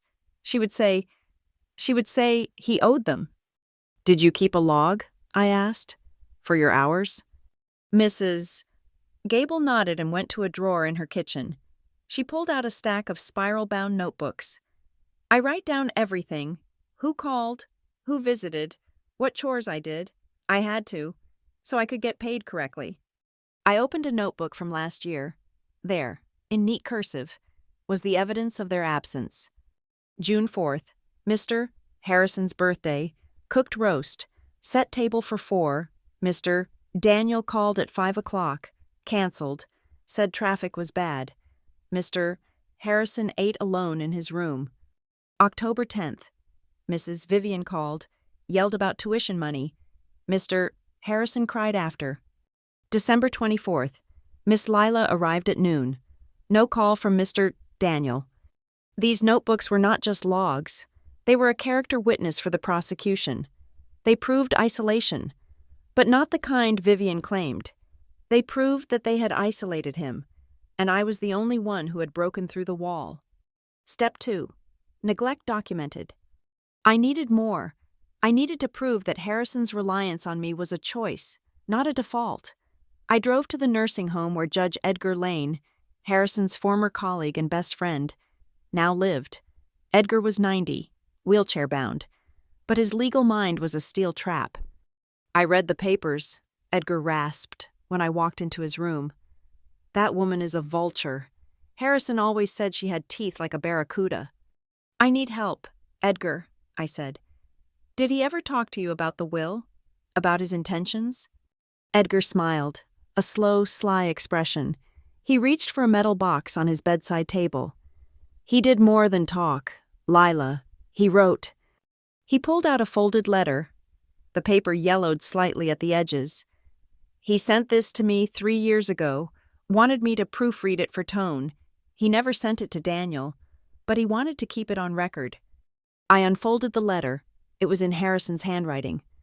Dear Edgar, I am making Lila my executor, not because she is the only one who cares, though she is, but because she is the only one who respects the law enough to follow it. Daniel sees the estate as a piggy bank. Vivian sees it as a lottery win. Lila sees it as my life's work. I need a soldier to guard the gate when I'm gone. She is the only soldier I have. Can I use this? I asked, my voice trembling. I will swear an affidavit, Edgar said. Harrison knew exactly what he was doing. He was protecting you from them, and them from themselves. Step 3. Intent verified. Now came the heavy artillery, the money. I hired a forensic accountant, a man named Marcus Thorne, who used to work for the FBI. I gave him the scans of the black notebooks, the bank statements, and the credit card records I had pulled from Harrison's files. It is a classic bleed-out scheme, Thorne told me a week later, sliding a thick report across his desk. They did not take big chunks that would trigger a bank audit. They took consistent, medium-sized bites. 4,000 here, 6,000 there, over 20 years. The total principal is $542,000. But Lila, if you calculate the lost interest and investment potential of that money, the actual loss to the estate is closer to $1.2 million. He pointed to a graph. See this spike? That aligns with the purchase of a vacation home in Florida listed under Vivian's maiden name. See this one? That is a luxury SUV paid for in cash. They have already spent their inheritance. Lila, mathematically, they are in the negative. This was the smoking gun. They were suing for a slice of the pie, claiming they had been cut out, when in reality, they had already eaten the whole thing while the baker was looking the other way. But I was not done. A good prosecutor does not just look at the crime, she looks at the criminal. I needed to know if this was a crime of opportunity or a pattern of behavior. I called in a favor with a friend at a law firm in Ohio, where Vivian had lived before she met my father. I asked for a civil litigation background check. The results came back 48 hours later. Vivian had been a plaintiff in 3 separate probate cases, one against an aunt, one against a stepfather, and one against a cousin. In every single case, she had contested the will, claiming undue influence. In every single case, she had settled out of court for a nuisance fee, just enough money to make her go away. She was not a grieving daughter-in-law. She was a professional predator. She made a living by holding grief hostage. Finally, my phone rang. It was the head of the Internal Integrity Unit at the District Attorney's Office. Ms. Monroe, the voice said, brisk and official. We have completed our preliminary audit of your case files and financial disclosures regarding the anonymous complaint. I held my breath. We found 0 evidence of misconduct, he continued. Your use of state resources is non-existent regarding personal matters. Your financial disclosures are impeccable. In fact, the only anomaly we found was that you have consistently underclaimed reimbursement for your own travel expenses on state business. So I am cleared? You are cleared. The complaint is being dismissed as baseless and likely malicious. We are closing the file. Can I get that in writing? I asked. Today? I will email it to you within the hour. I hung up and smiled. It was a cold, sharp smile. Vivian's attempt to destroy my career had just handed me a golden shield. I now had an official government document certifying my integrity. If she tried to attack my character in court, I could wave the district attorney's seal in her face. I drove back to the city that afternoon to meet with my boss, Marcus. I walked into his office without an appointment. I placed the integrity unit's report on his desk. I am cleared, I said. I see that, Marcus said, looking relieved. Good. You can come back to work on Monday. No, I said. Marcus blinked. Excuse me? I am taking a leave of absence. I said calmly, using my accrued vacation time and unpaid leave if necessary. 6 weeks. Lila, we have a backlog. I know, I interrupted. But I cannot prosecute criminals for the state while I'm prosecuting my own family in civil court. I need to finish this. Marcus, if I try to do both, I will lose both. And I do not lose. Marcus looked at me for a long moment. He saw the change in me. The hesitation was gone. The fear of public opinion was gone. 6 weeks, he said. When? I intend to, I replied. I went back to Mapleford that night. The house was quiet, but it no longer felt empty. It felt like a fortress. I walked into the dining room and looked at my wall. The blue line and the red line. The affidavit from Edgar. The logbook from Mrs. Gable. The forensic report. The background check on Vivian. I had built a case that was tighter than any homicide investigation I had ever led. They had feelings. They had tears. They had a high-priced lawyer who specialized in bullying. I had the truth. I spent the rest of the night organizing the files. I took the sticky notes off the wall and transcribed them into a master trial binder. I punched holes in the documents. I labeled the exhibits. Exhibit A, the ledger of debts. Exhibit B, the calendar of neglect. Exhibit C, the pattern of predation. When the sun began to rise over the river, casting a pale gray light through the window, I placed the last document in the binder. It was the letter from Harrison to Edgar. I closed the binder. It snapped shut with a sound like a gunshot. I stood up and walked into Harrison's study. I placed the binder on his desk. Right next to his chessboard, I looked at the empty leather chair where he used to sit, smoking his pipe and teaching me how to see the world. I touched the smooth wood of the desk. "Grandpa," I whispered to the silence, "I am going to try this case the way you taught me, with facts, not fear." I was ready. Let them bring their cameras. Let them bring their lies. Let them bring their DNA tests. I was not just the defendant anymore. I was the prosecutor, and the trial was about to begin. The conference room for the pretrial hearing was suffocatingly small. It was a windowless box on the 3rd floor of the courthouse, designed for settlement discussions and procedural arguments, not for the execution of a human soul, but that is exactly what Carl Donovan had planned for that Tuesday morning. I sat next to Mr. Henderson, my spine pressed against the back of the hard plastic chair. Across the laminate table sat Daniel and Vivian. They were shoulder to shoulder, presenting a united front of aggrieved dignity. Donovan stood at the head of the table, pacing slightly, his expensive loafers making no sound on the industrial carpet. "Your Honor," Donovan began, addressing the mediator, a retired magistrate named Judge Prentice, "we are moving to request a court-ordered genetic test.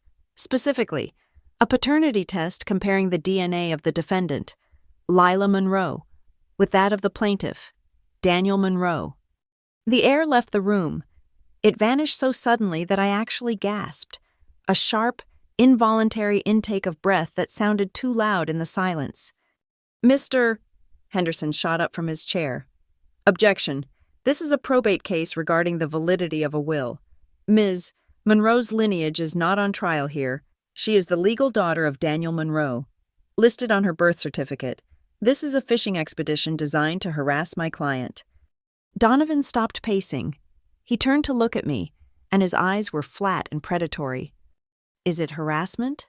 Donovan asked softly. "Or is it fundamental to the case? We are arguing that Harrison Monroe was manipulated. We are arguing that he was operating under a delusion. If Harrison Monroe believed he was leaving his estate to his biological granddaughter, and that belief turned out to be false, a lie maintained by the defendant and her late mother, then the will is the fruit of fraud." I looked at Daniel. For 29 years, I had called this man father. He had been absent, yes. He had been cold, certainly, but I had never, not for one single second, doubted that I was his. I had his chin. I had his chaotic eyebrows. I had his last name. "Dad," I whispered. It was the first time I had addressed him directly since the funeral. Daniel did not look at me.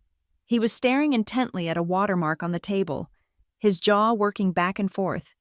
He was rubbing his thumb against his knuckle. A nervous tic I had seen him do 1,000 times when he was lying to Harrison about money. He knew. The realization hit me with the force of a physical blow. He had always known, or at least, he had always suspected. That was why he left me in Mapleford. That was why he never fought for custody. That was why he looked at me like I was a piece of furniture he had been forced to inherit. It was not just selfishness. It was resentment. "Daniel," I said again, my voice stronger this time. "Tell them this is ridiculous." Daniel finally looked up. His eyes were wet, but not with love. They were wet with the shame of a man who is about to let a bus run over someone else to save himself. It is complicated, Lila," he mumbled. "There were always questions. Your mother. She had a life before me. We just want to be sure. For Dad's sake, he valued the truth." "He valued the truth?" I repeated, feeling the room tilt. "You are doing this for him? You are trying to erase me from his family tree in his name?" Vivian let out a gasp. She covered her mouth with her hand, her eyes wide with a performance of shock that would have garnered a nomination at an awards show. "Oh, Daniel," she breathed, loud enough for the court reporter to hear. "You never told me it was this serious. Oh, you poor thing." She reached out and grasped my hand across the table, a touch that felt like a brand. "Lila, honey, we had no idea you did not know. We thought, surely your mother told you." It was a trap, a perfect, vicious, inescapable trap. If I refused the test, I looked like a fraud who was terrified of the truth. I would look like I had spent my life deceiving a senile old man. If I agreed to the test, I was opening my veins for the public to inspect. I was allowing them to turn the trial from, "Did they steal Harrison's money?" to, "Is Lila really a Monroe?" "This is irrelevant," Mr. Henderson argued, his face red. "Harrison Monroe treated her as his granddaughter. He raised her. That is what matters in the eyes of the law, in loco parentis." "To the law, perhaps," Donovan countered smoothly. "But to a jury? If we go to trial, Mr. Henderson, the jury is going to wonder why a woman who claims to be the devoted heir is so afraid of a simple cheek swab. Unless, of course, she knows she is a stranger." The mediator called a recess. I walked out into the hallway, my legs feeling like lead. The press was already there. Someone had leaked the motion. Of course they had. "Lila, is it true you are not Daniel's daughter? Did Harrison know he was raising another man's child? Ms. Monroe, comment on the DNA motion." The flashes of the cameras were blinding. I felt naked. Every camera lens felt like an eye peering into the cracks of my identity, looking for the flaw that made me not real. I pushed through them, Mr. Henderson shielding me with his briefcase, and we ducked into a small consultation room down the hall. "They cannot do this," I said, leaning against the door, trying to breathe. "Can they?" "They just did," Henderson said grimly. "Legally, Lila, I can fight this. I can argue relevance. I can probably keep the results out of the courtroom itself. But the damage is done. The question is out there. Donovan is playing a dirty game. He wants to break you. He wants you to feel so illegitimate that you settle just to make it stop." "I am a Monroe," I said, but my voice sounded thin. "I am." I closed my eyes and tried to summon the image of Harrison. I tried to remember his face when I graduated. I tried to remember the weight of his hand on my shoulder. "You are more Harrison's kid than Daniel's anyway." Vivian used to say that. Was it a joke? Or was it a taunt she had been nursing for decades? Later that afternoon, as I was leaving the courthouse alone, Vivian intercepted me in the parking garage. She was leaning against her rental car, checking her phone. When she saw me, she straightened up. There were no cameras here, no judges, just the concrete and the echo of distant traffic. "You look tired, Lila," she said. Her voice was light, conversational. "Get out of my way, Vivian." "I am just trying to help," she said, stepping into my path. "You know, Daniel is devastated. He wanted to protect you from this. But we cannot let a lie stand. Can we? Harrison was a man of honor. He would hate to know he was duped. She stepped closer, dropping her voice to a whisper. See? I told you. You were never really one of us. That is why you tried so hard. That is why you were always cooking and cleaning and bringing him his slippers. You were overcompensating. Deep down, you knew you did not belong. She smiled, a small, pitying smile that was worse than a sneer. Harrison clung to you because he was lonely. Lila, not because you were family. He knew. He looked at you, and he knew you weren't truly his. He just felt sorry for you. I stood there, paralyzed. It was the deepest fear of my life, spoken aloud. The fear that I was a charity case. The fear that the love I had received was not a birthright, but a donation. Take the deal, Lila, Vivian said, opening her car door. Walk away. We will give you a nice little settlement, enough to start over somewhere else, somewhere where nobody knows you are a fraud. She got in the car and drove away. I drove back to Mapleford in a daze. I did not go to the kitchen. I did not go to the study. I went straight to the attic. It was dusty and hot, smelling of dry timber and insulation. I pulled the string for the lone light bulb. In the corner, under a sheet, were the boxes Harrison had packed away after my mother died. He had never thrown her things away. He said they belonged to me when I was ready. I had never been ready, until tonight. I tore the tape off a box labeled Letters and Documents, 1994. I dug through stacks of old utility bills, birthday cards, and receipts. My hands were shaking. I needed to know. Had my mother lied? Had Harrison known? Was my entire life a fabrication? At the bottom of the box, tucked inside a blue envelope with no stamp, I found a letter. It was addressed to Harrison and Rose. It was in my mother's handwriting. The loops were large and artistic, just as I remembered from the few postcards I had kept. Dear Harrison and Rose, I am writing this because I do not know if I will have the courage to say it to your faces when I come to pick up Lila on Sunday. Daniel called me last night. He told me he is leaving. He said he is not ready to be a father, and he certainly is not ready to be a husband to someone like me. He said something else, too. He said he does not think Lila is his. He is using it as an excuse. We all know that. He is using his own insecurity to justify walking out on a 2-year-old girl. I offered to do a test. I offered to prove it. Do you know what he said? He said he didn't care. He said the math doesn't matter because he doesn't feel like a father. I am terrified.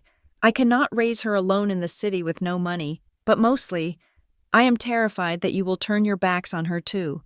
If Daniel rejects her, will you? She has your eyes. Rose, she has Harrison's stubborn chin. But if Daniel convinces you that she is a stranger, what happens to her? Please tell me. Do I still bring her on Sundays? Or is she no longer a Monroe to you? Sincerely, Elena. There was a second sheet of paper stapled to the back of it. It was a carbon copy of a typed response, dated 2 days later. It was signed by Harrison. Dear Elena, bring her on Sunday. Bring her every Sunday. Daniel has resigned his position as a father. I am applying for the vacancy. I do not care about blood. Elena, I care about the child who sits on my knee and laughs when I read the funny pages.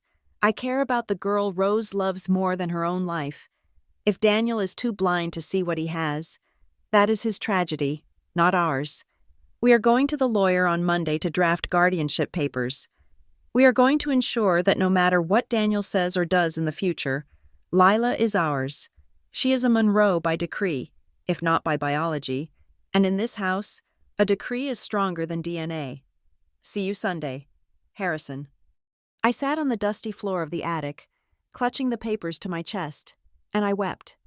I wept not out of sadness, but out of relief so profound it felt like physical pain. Vivian was wrong. Daniel was wrong. Harrison hadn't been duped. He hadn't loved me out of pity. He hadn't loved me because he thought I was his genetic copy. He had known. He had known about the doubts from the very beginning, and he had made a choice.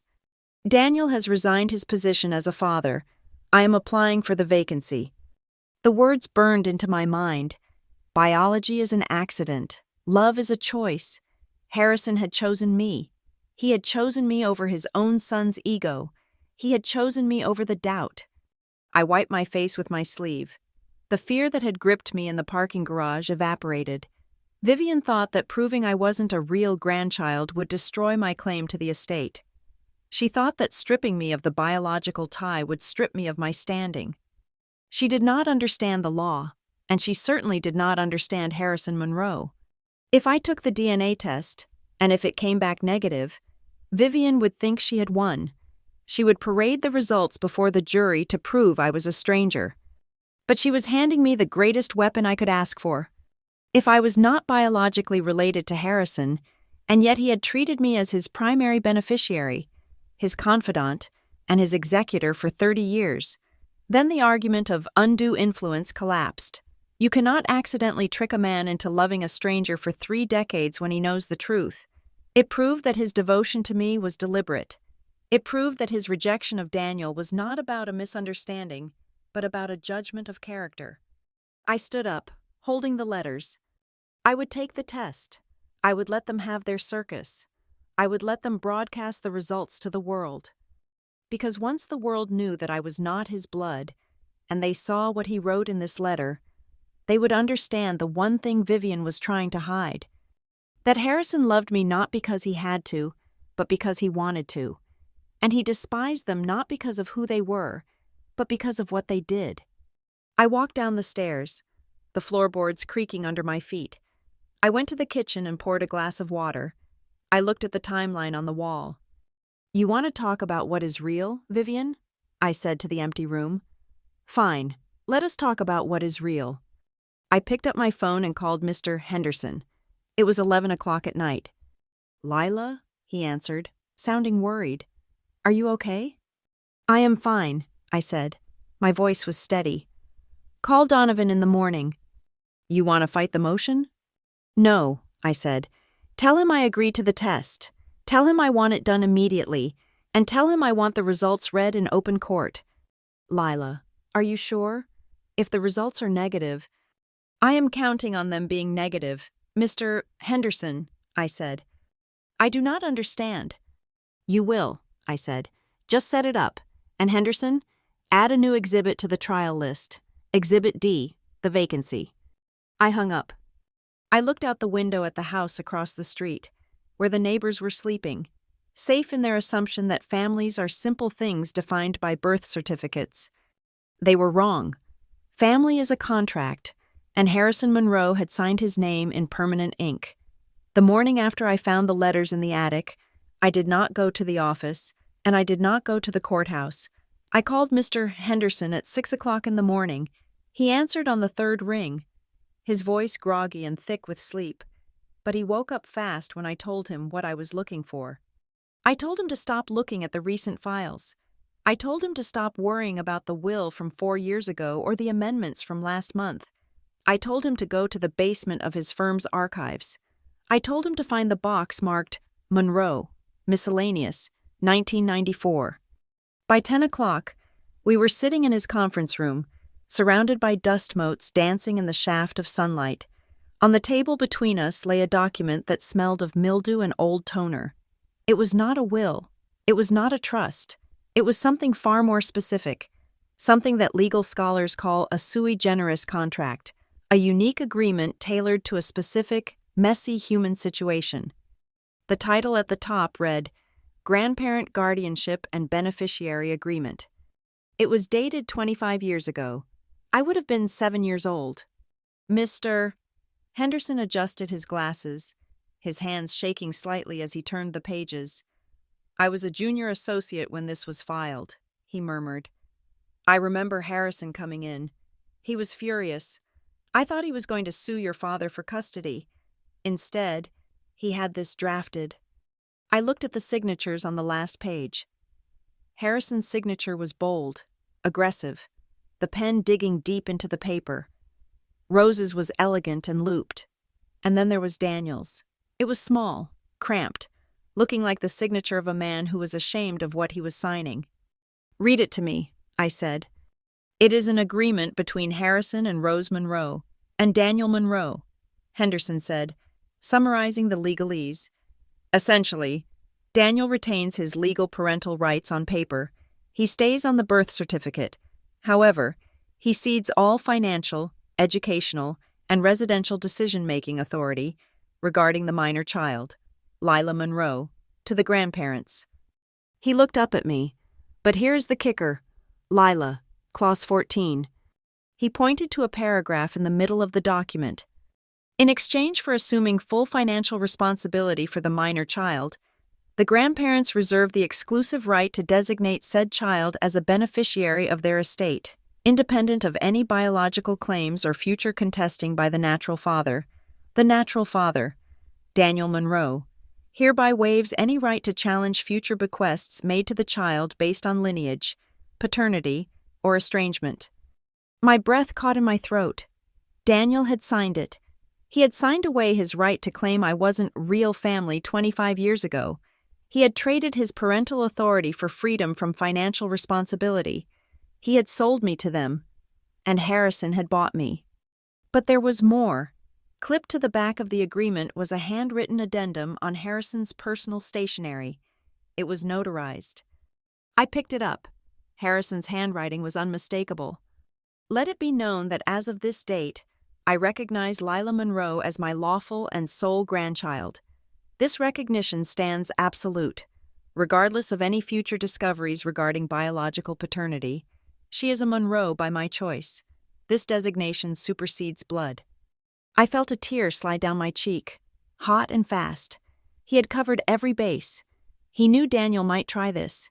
He knew that one day, when he was gone, they would try to strip me of my name, so he had enshrined my identity in a contract. There is something else, Henderson said softly. He reached into the box and pulled out a small gray cassette tape. It was in a sealed envelope marked, "In case of dispute." We found an old cassette player in the firm's storage room. Henderson plugged it in and set it on the mahogany table. I pressed the play button. There was a hiss of static, and then, suddenly, he was in the room with us. "Test 1, 2, Harrison's voice said. It was strong, vibrant, the voice of the man who had taught me to ride a bike, not the frail voice of the man in the hospital bed. Date is November 12th, 1994. Present are myself and attorney Arthur Miller. There was a pause, the sound of a chair scraping. I want this on the record, Harrison continued. Daniel came to me last night. He is leaving for Chicago. He told me he has doubts about Lila. He told me he does not think she is his daughter. A heavy sigh on the tape, the sound of a lighter clicking, then the exhale of pipe smoke. I told him I did not give a damn, Harrison said, his voice dropping an octave, becoming dangerous. I told him that a father is a job description, not a biological byproduct. He wants to resign? Fine. I accept his resignation. But I told him that if he walks out that door, he leaves her behind, fully. He does not get to claim her when it is convenient. He does not get to claim her when she graduates, and he certainly does not get to claim her when I die. The tape hissed for a moment. Lila is my granddaughter, Harrison said, his voice fierce. Blood gets you in the door, kid. Choices are what keep you in the room. Daniel just walked out of the room. I am locking the door behind him. The tape clicked off. I sat in the silence, the echo of his voice bouncing around my skull. Blood gets you in the door. Choices are what keep you in the room. I remembered him saying that to me once, years ago. We were sitting on the porch, watching a stray cat that I had been feeding. The cat kept running away every time I tried to pet it, but it always came back for the food. I was frustrated. Harrison had patted my knee and said those words. At the time, I thought he was talking about the cat. I thought he was teaching me a lesson about loyalty. Now I knew. He was telling me who I was. I looked at Henderson. This tape, I said, and this agreement, they are admissible? The agreement is a binding contract, Henderson said, looking more excited than I had ever seen him. The tape is supporting evidence of intent. Lila.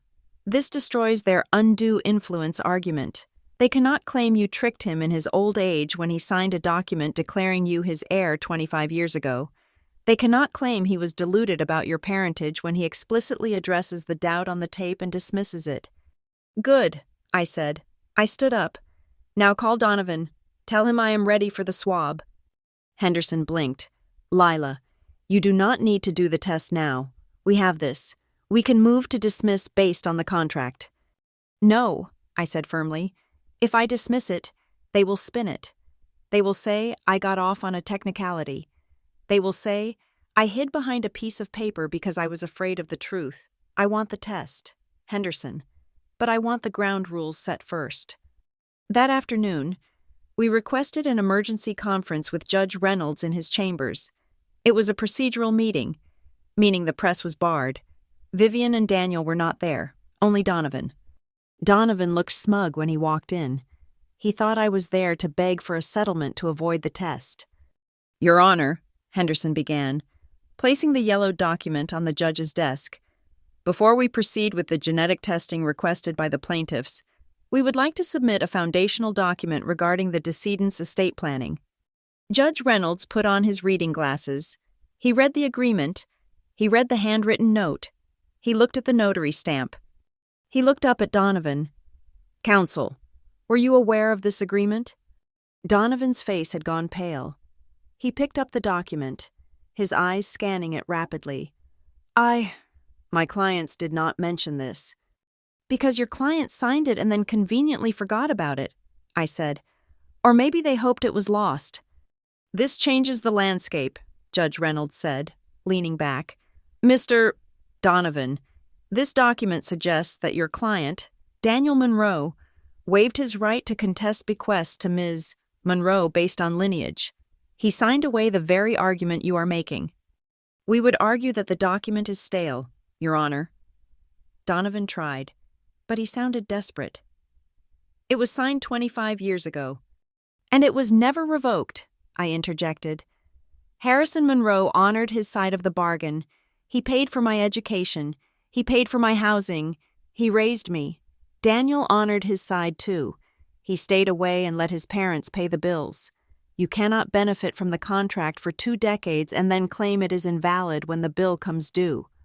Judge Reynolds nodded. Here is my ruling. The DNA test will proceed, as it has already been ordered and is a matter of public interest given the high profile of this case. However, he paused, looking directly at me with a newfound respect. However, I am entering a preliminary finding that regardless of the biological results, the court recognizes the existence of a binding legal intent by the decedent to treat Ms. Monroe as his heir. The DNA results will be admitted for the record, but I am instructing you now, Mr. Donovan, if the results are negative, you will not be allowed to use them to argue fraud.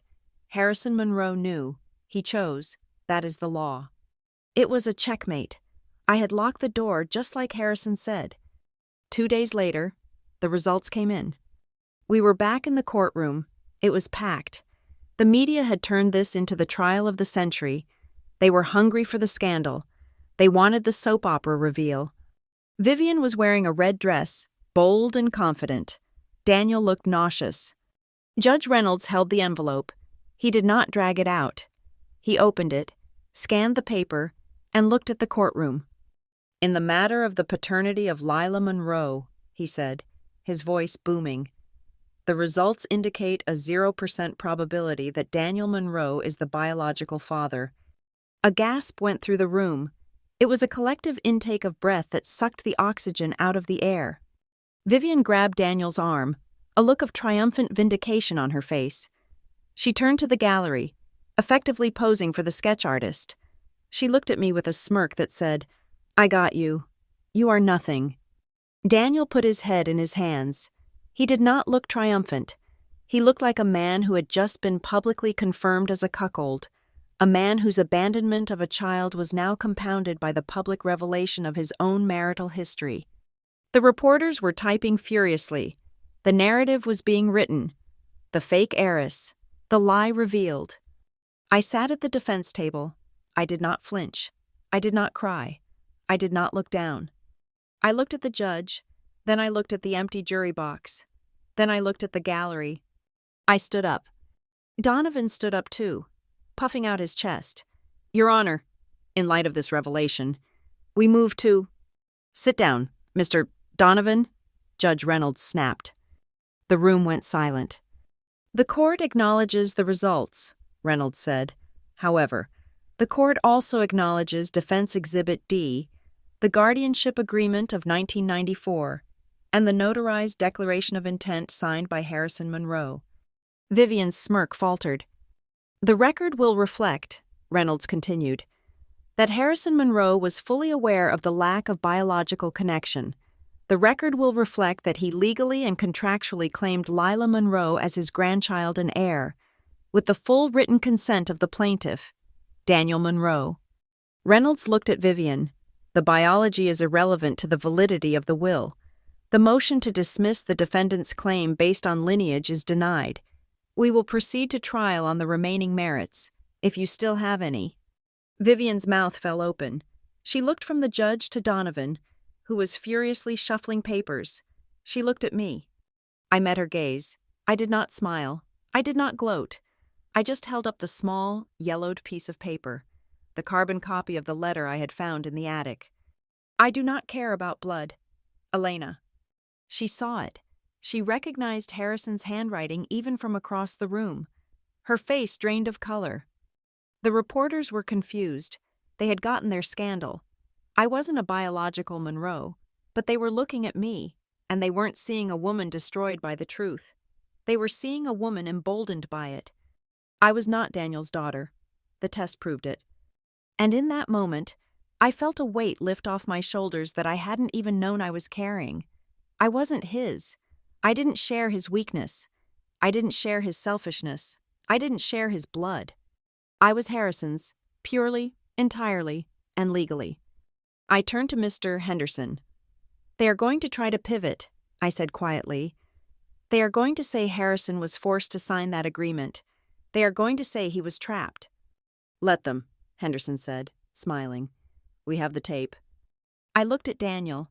He was staring at me, really looking at me, for the first time in my life. He looked at the stranger who bore his name but not his DNA, and he saw the father he had walked away from staring back at him through my eyes. The DNA test was supposed to be their weapon. It was supposed to erase me. Instead, it had just severed the only tie that held me to them. I was free. Ready for the next round? Henderson asked. I was born ready, I said, and for the first time, I knew it was true. The final day of the trial felt less like a legal proceeding and more like a gladiatorial execution. The courtroom was packed to capacity. Every seat in the gallery was filled, and the overflow standing room was jammed with reporters, law students, and curious locals who had treated the Monroe estate battle as their personal soap opera for the last month. The air was thick with the scent of cheap coffee, floor wax, and human sweat. The heat was stifling. Despite the November chill outside, I sat at the defense table, my hands folded on top of the black binder that contained the autopsy of my family's greed. Beside me, Mr. Henderson looked calm, but I could see a bead of perspiration near his hairline. Carl Donovan stood up to deliver his closing argument before the evidence phase concluded. He buttoned his $3,000 suit jacket and walked toward the jury box. He did not look like a shark today. He looked like a preacher at a funeral. Ladies and gentlemen of the jury, Donovan began, his voice dropping to a mournful baritone. What we have here is a tragedy of a lonely old man, Harrison Monroe, who was isolated in his final years, and a tragedy of a family, Daniel and Vivian Monroe, who were pushed away. We have learned that the defendant, Lila Monroe, shares no biological connection to the deceased, none. Yet she stands to inherit everything. He paused, letting the silence stretch. He walked over to the exhibit table and picked up the DNA test results. Imagine the pain, he continued, turning to Daniel. Imagine the pain of a father discovering that the child he raised was never his. And imagine the pain of a grandfather who was manipulated into believing that a stranger was his flesh and blood. Lila Monroe played a role. She played the dutiful granddaughter, and she played it so well that she stole the final years of a dying man's life from his true family, She stole their memories, and now she wants to steal their legacy. It was a good performance. Vivian dabbed her eyes with a tissue. Daniel stared at the floor, looking sufficiently broken. Mr. Henderson stood up. He did not preach. He did not pace. He simply walked to the podium and placed a single document on the projector. The plaintiff argues that Harrison Monroe was tricked, Henderson said, his voice crisp and clear.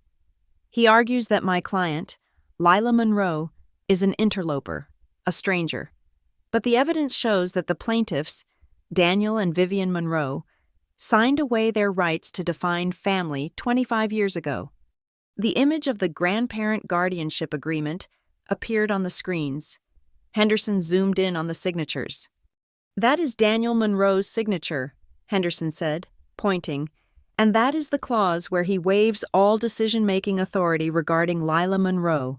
And here is the addendum, signed by Harrison Monroe, declaring Lila his heir regardless of biology. This was not a secret. This was a contract. The plaintiffs sold their parental rights for financial freedom. They cannot come back now, 2 decades later, and claim a refund because the price of the stock went up. We moved through the witness list with the efficiency of a firing squad. First came Dr. Aris. Donovan tried to suggest that Harrison's obsession with me was a sign of dementia. Dr. Aris shut him down. Harrison Monroe had the cognitive function of a man 30 years his junior. Dr. Aris testified. He knew exactly who Lila was. He knew exactly who Daniel was. He spoke often of his disappointment in his son. That is not dementia, sir. That is clarity. Next came Mrs. Gable. She sat in the witness box, clutching her purse. Who took Mr. Monroe to his appointments? Henderson asked. Miss Lila, she said. Who managed his medications? Miss Lila. And in the last 5 years, how often did Daniel and Vivian Monroe visit? Mrs. Gable opened her notebook. 14 times, total, usually for less than an hour, and usually when they needed a check signed. Donovan tried to object, claiming hearsay, but the judge overruled him.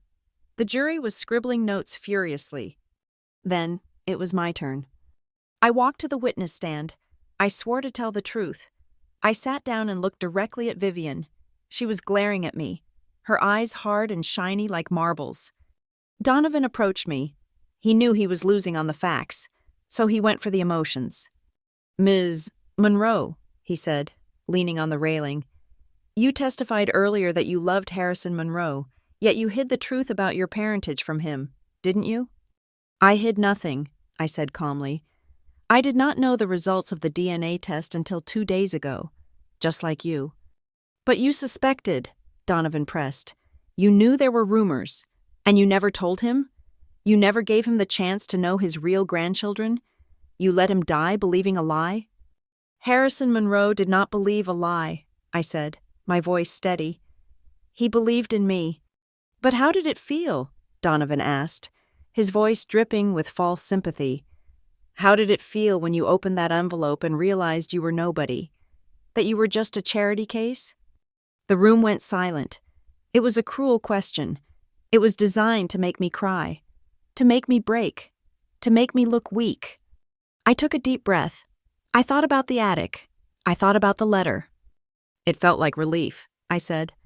Donovan blinked. Relief?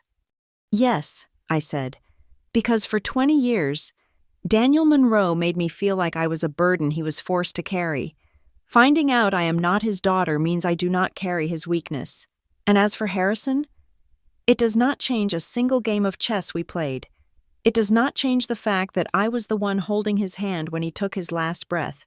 Biology is an accident. Mr. Donovan, love is a verb. I sat in that chair. I wiped his brow. I listened to his stories. I did the work. That is what makes a grandchild, not a blood test. Donovan stared at me. He had no follow-up. He waved his hand dismissively and sat down. Mr.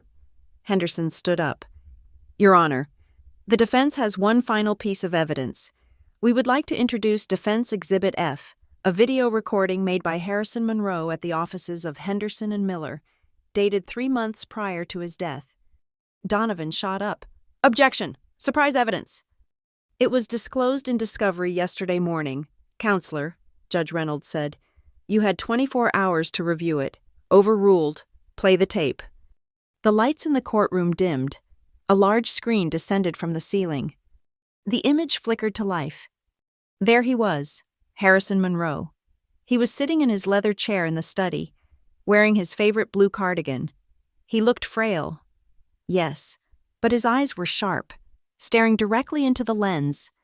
My name is Harrison Monroe, the video Harrison said. His voice filled the courtroom, echoing off the high ceilings. I am making this recording to accompany my last will and testament. I am doing this because I know my son, and I know his wife. In the courtroom, Daniel sank lower in his chair. Vivian went rigid. If you are watching this, Harrison continued, it means I am dead, and it means Daniel and Vivian are contesting the will. They are likely claiming I was senile. They are likely claiming Lila manipulated me. Harrison leaned forward. The camera zoomed in slightly. Let me be clear. I am of sound mind. I am of sound body. And I am entirely fed up with the two of you. A ripple of nervous laughter went through the gallery. For 20 years, Harrison said, I have paid your mortgages. I have paid for your cars. I have paid for your vacations. I kept a ledger. I know exactly how much you took. You treated me like a bank, not a father, and you treated Lila like a ghost. On screen, Harrison's face hardened. He looked angry. Not the explosive anger of a young man, but the cold, disappointed anger of a judge passing a final sentence. I know about the DNA rumors, Harrison said. Daniel told me years ago.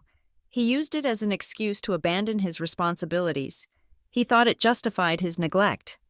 Harrison paused.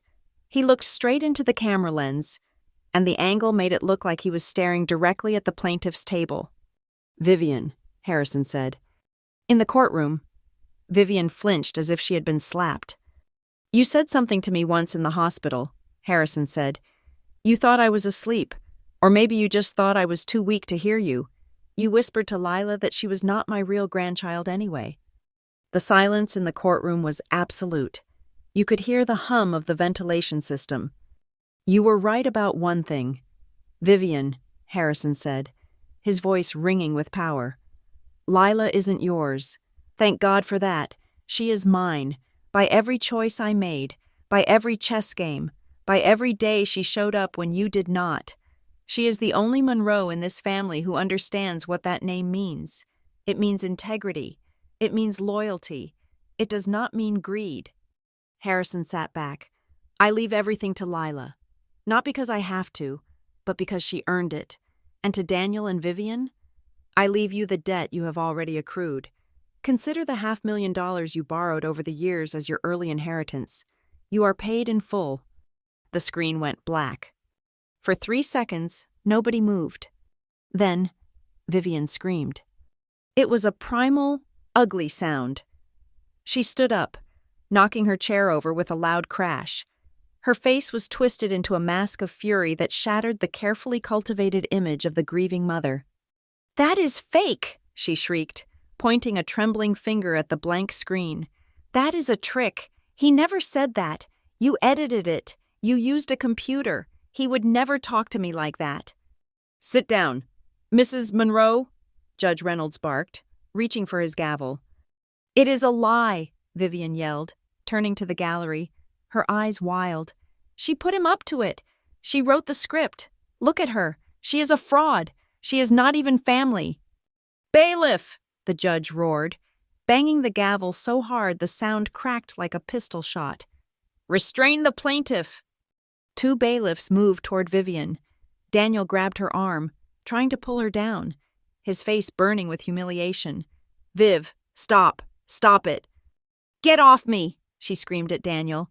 You let this happen. You and your stupid father. The courtroom erupted into chaos. Reporters were standing up, shouting questions. The sketch artist was drawing furiously. Vivian was effectively dragging herself out of the courtroom by her own hair. She had lost the script. She had revealed the barracuda beneath the grieving veil. When order was finally restored, Vivian was seated, panting, her hair disheveled, surrounded by two bailiffs. Donovan had his head in his hands. He knew it was over. But I wasn't done. "Mr. Henderson," I whispered. "The ledger." Henderson stood up. "Your Honor, to corroborate the decedent's statement in the video regarding the early inheritance, the defense submits Exhibit G, the original financial ledgers of Harrison Monroe, spanning 20 years. He handed the thick black binders to the clerk. Copies were distributed to the jury. These ledgers document $542,000 in wire transfers to Daniel and Vivian Monroe, Henderson said. Detailed notes indicate these were requested as loans for emergencies that coincided with documented luxury vacations and high-end purchases. The jury flipped through the pages. They looked from the numbers to Vivian, who was now staring blankly at the table. The math was inescapable.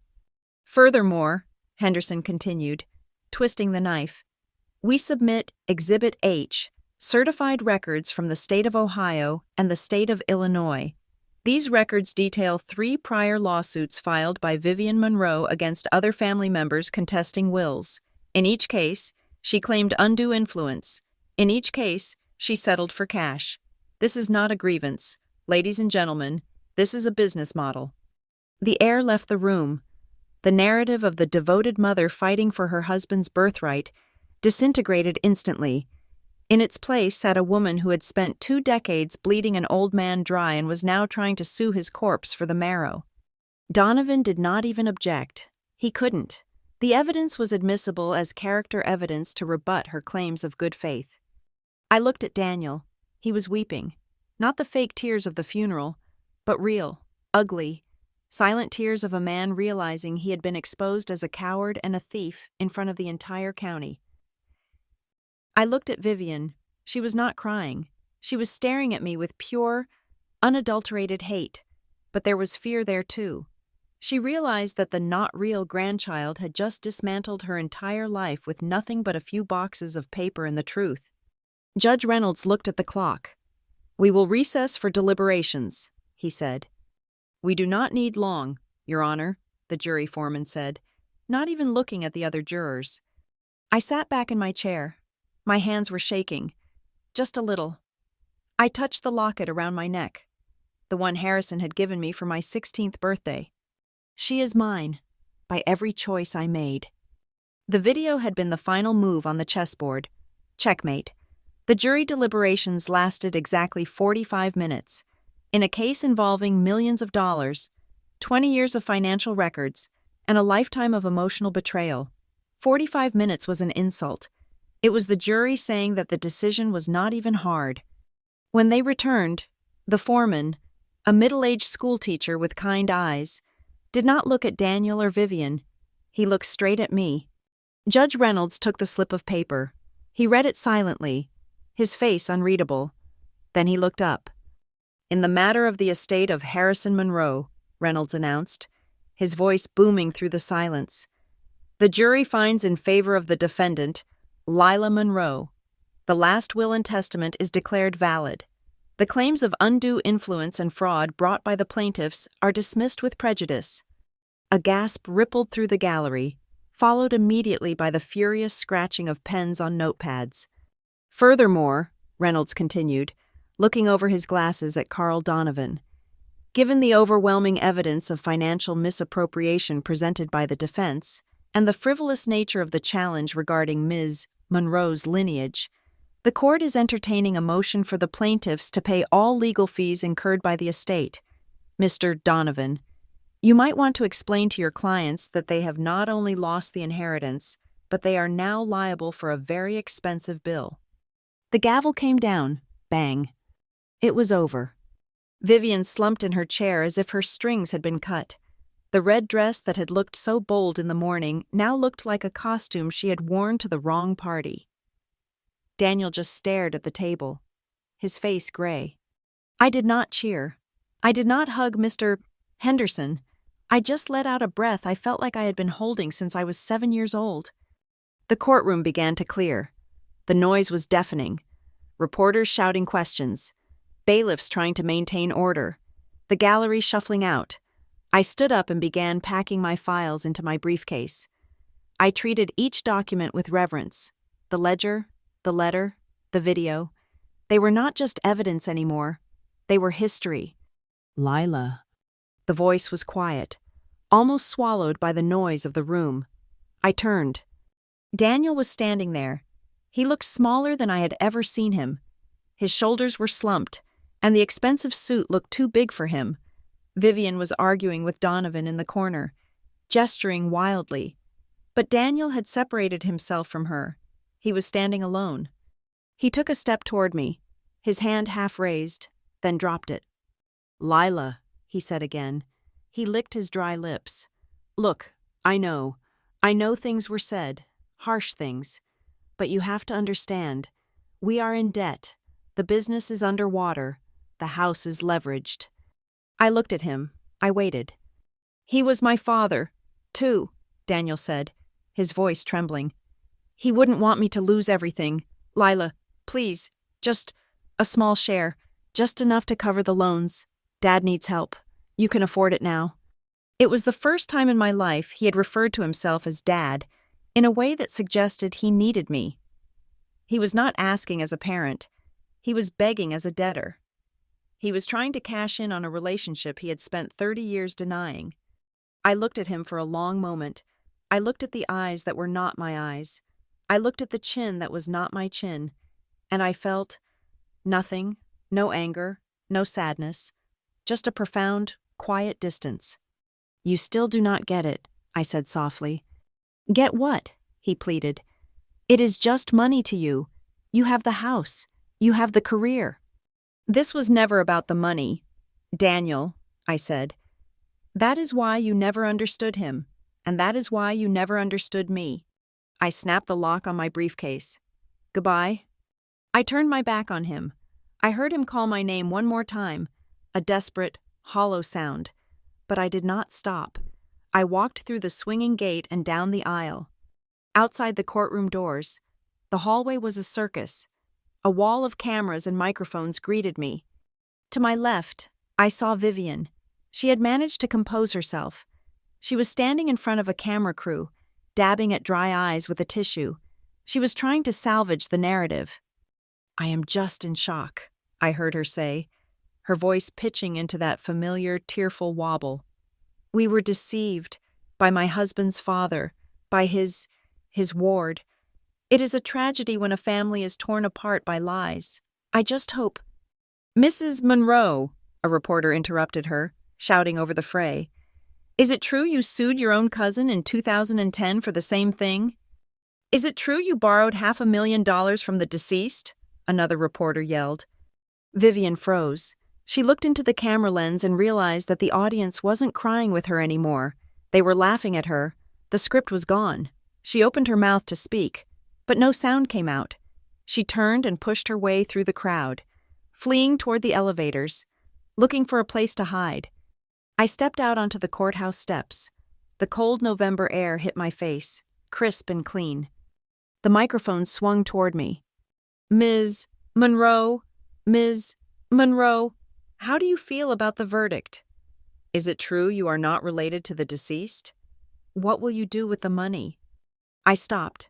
I looked at the sea of faces. I could have gloated. I could have told them every ugly detail about Vivian's greed and Daniel's cowardice, but Harrison wouldn't have done that. I stepped up to the bank of microphones. My grandfather, Harrison Monroe, was a man of the law, I said. My voice was steady. He believed in truth, and he taught me that family is not defined by whose name is on a birth certificate. Family are the people who stay when things become difficult. Family are the people who choose you, even when they do not have to. I paused. The court affirmed his choice today. That is all that matters. Thank you. I ignored the shouted follow-up questions. I walked down the marble steps, my heels clicking on the stone, and got into my car. I drove out of the city. I watched the skyline fade in my rearview mirror, and with it, the stress of the last 6 weeks. I drove past the strip malls in the suburbs, until the road narrowed and wound along the river. When I pulled into the driveway of the red brick house in Mapleford, The sun was beginning to set. The house looked exactly as it always had. The ivy climbed the walls. The oak tree stood guard in the front yard. It was not a prize I had won in a lawsuit. It was the only place in the world where I knew who I was. I unlocked the front door and walked in. The smell of lemon polish and old paper greeted me. I went into the kitchen and made a cup of tea. Then, I walked into the study. The trial binder was still on the desk. I moved it aside. I opened the bottom drawer of the desk, the one place I had not fully cleaned out. In the back, tucked inside a copy of To Kill a Mockingbird, was a small velvet box and an envelope. I sat in Harrison's leather chair. I opened the envelope. It was his final letter. He must have written it shortly before the first stroke, when he sensed the storm was coming. My dearest Lila. If you are reading this, the fight is over. I am sorry I had to leave you to fight it alone. I tried to protect you with contracts and tapes, but I know Vivian. She does not give up easily.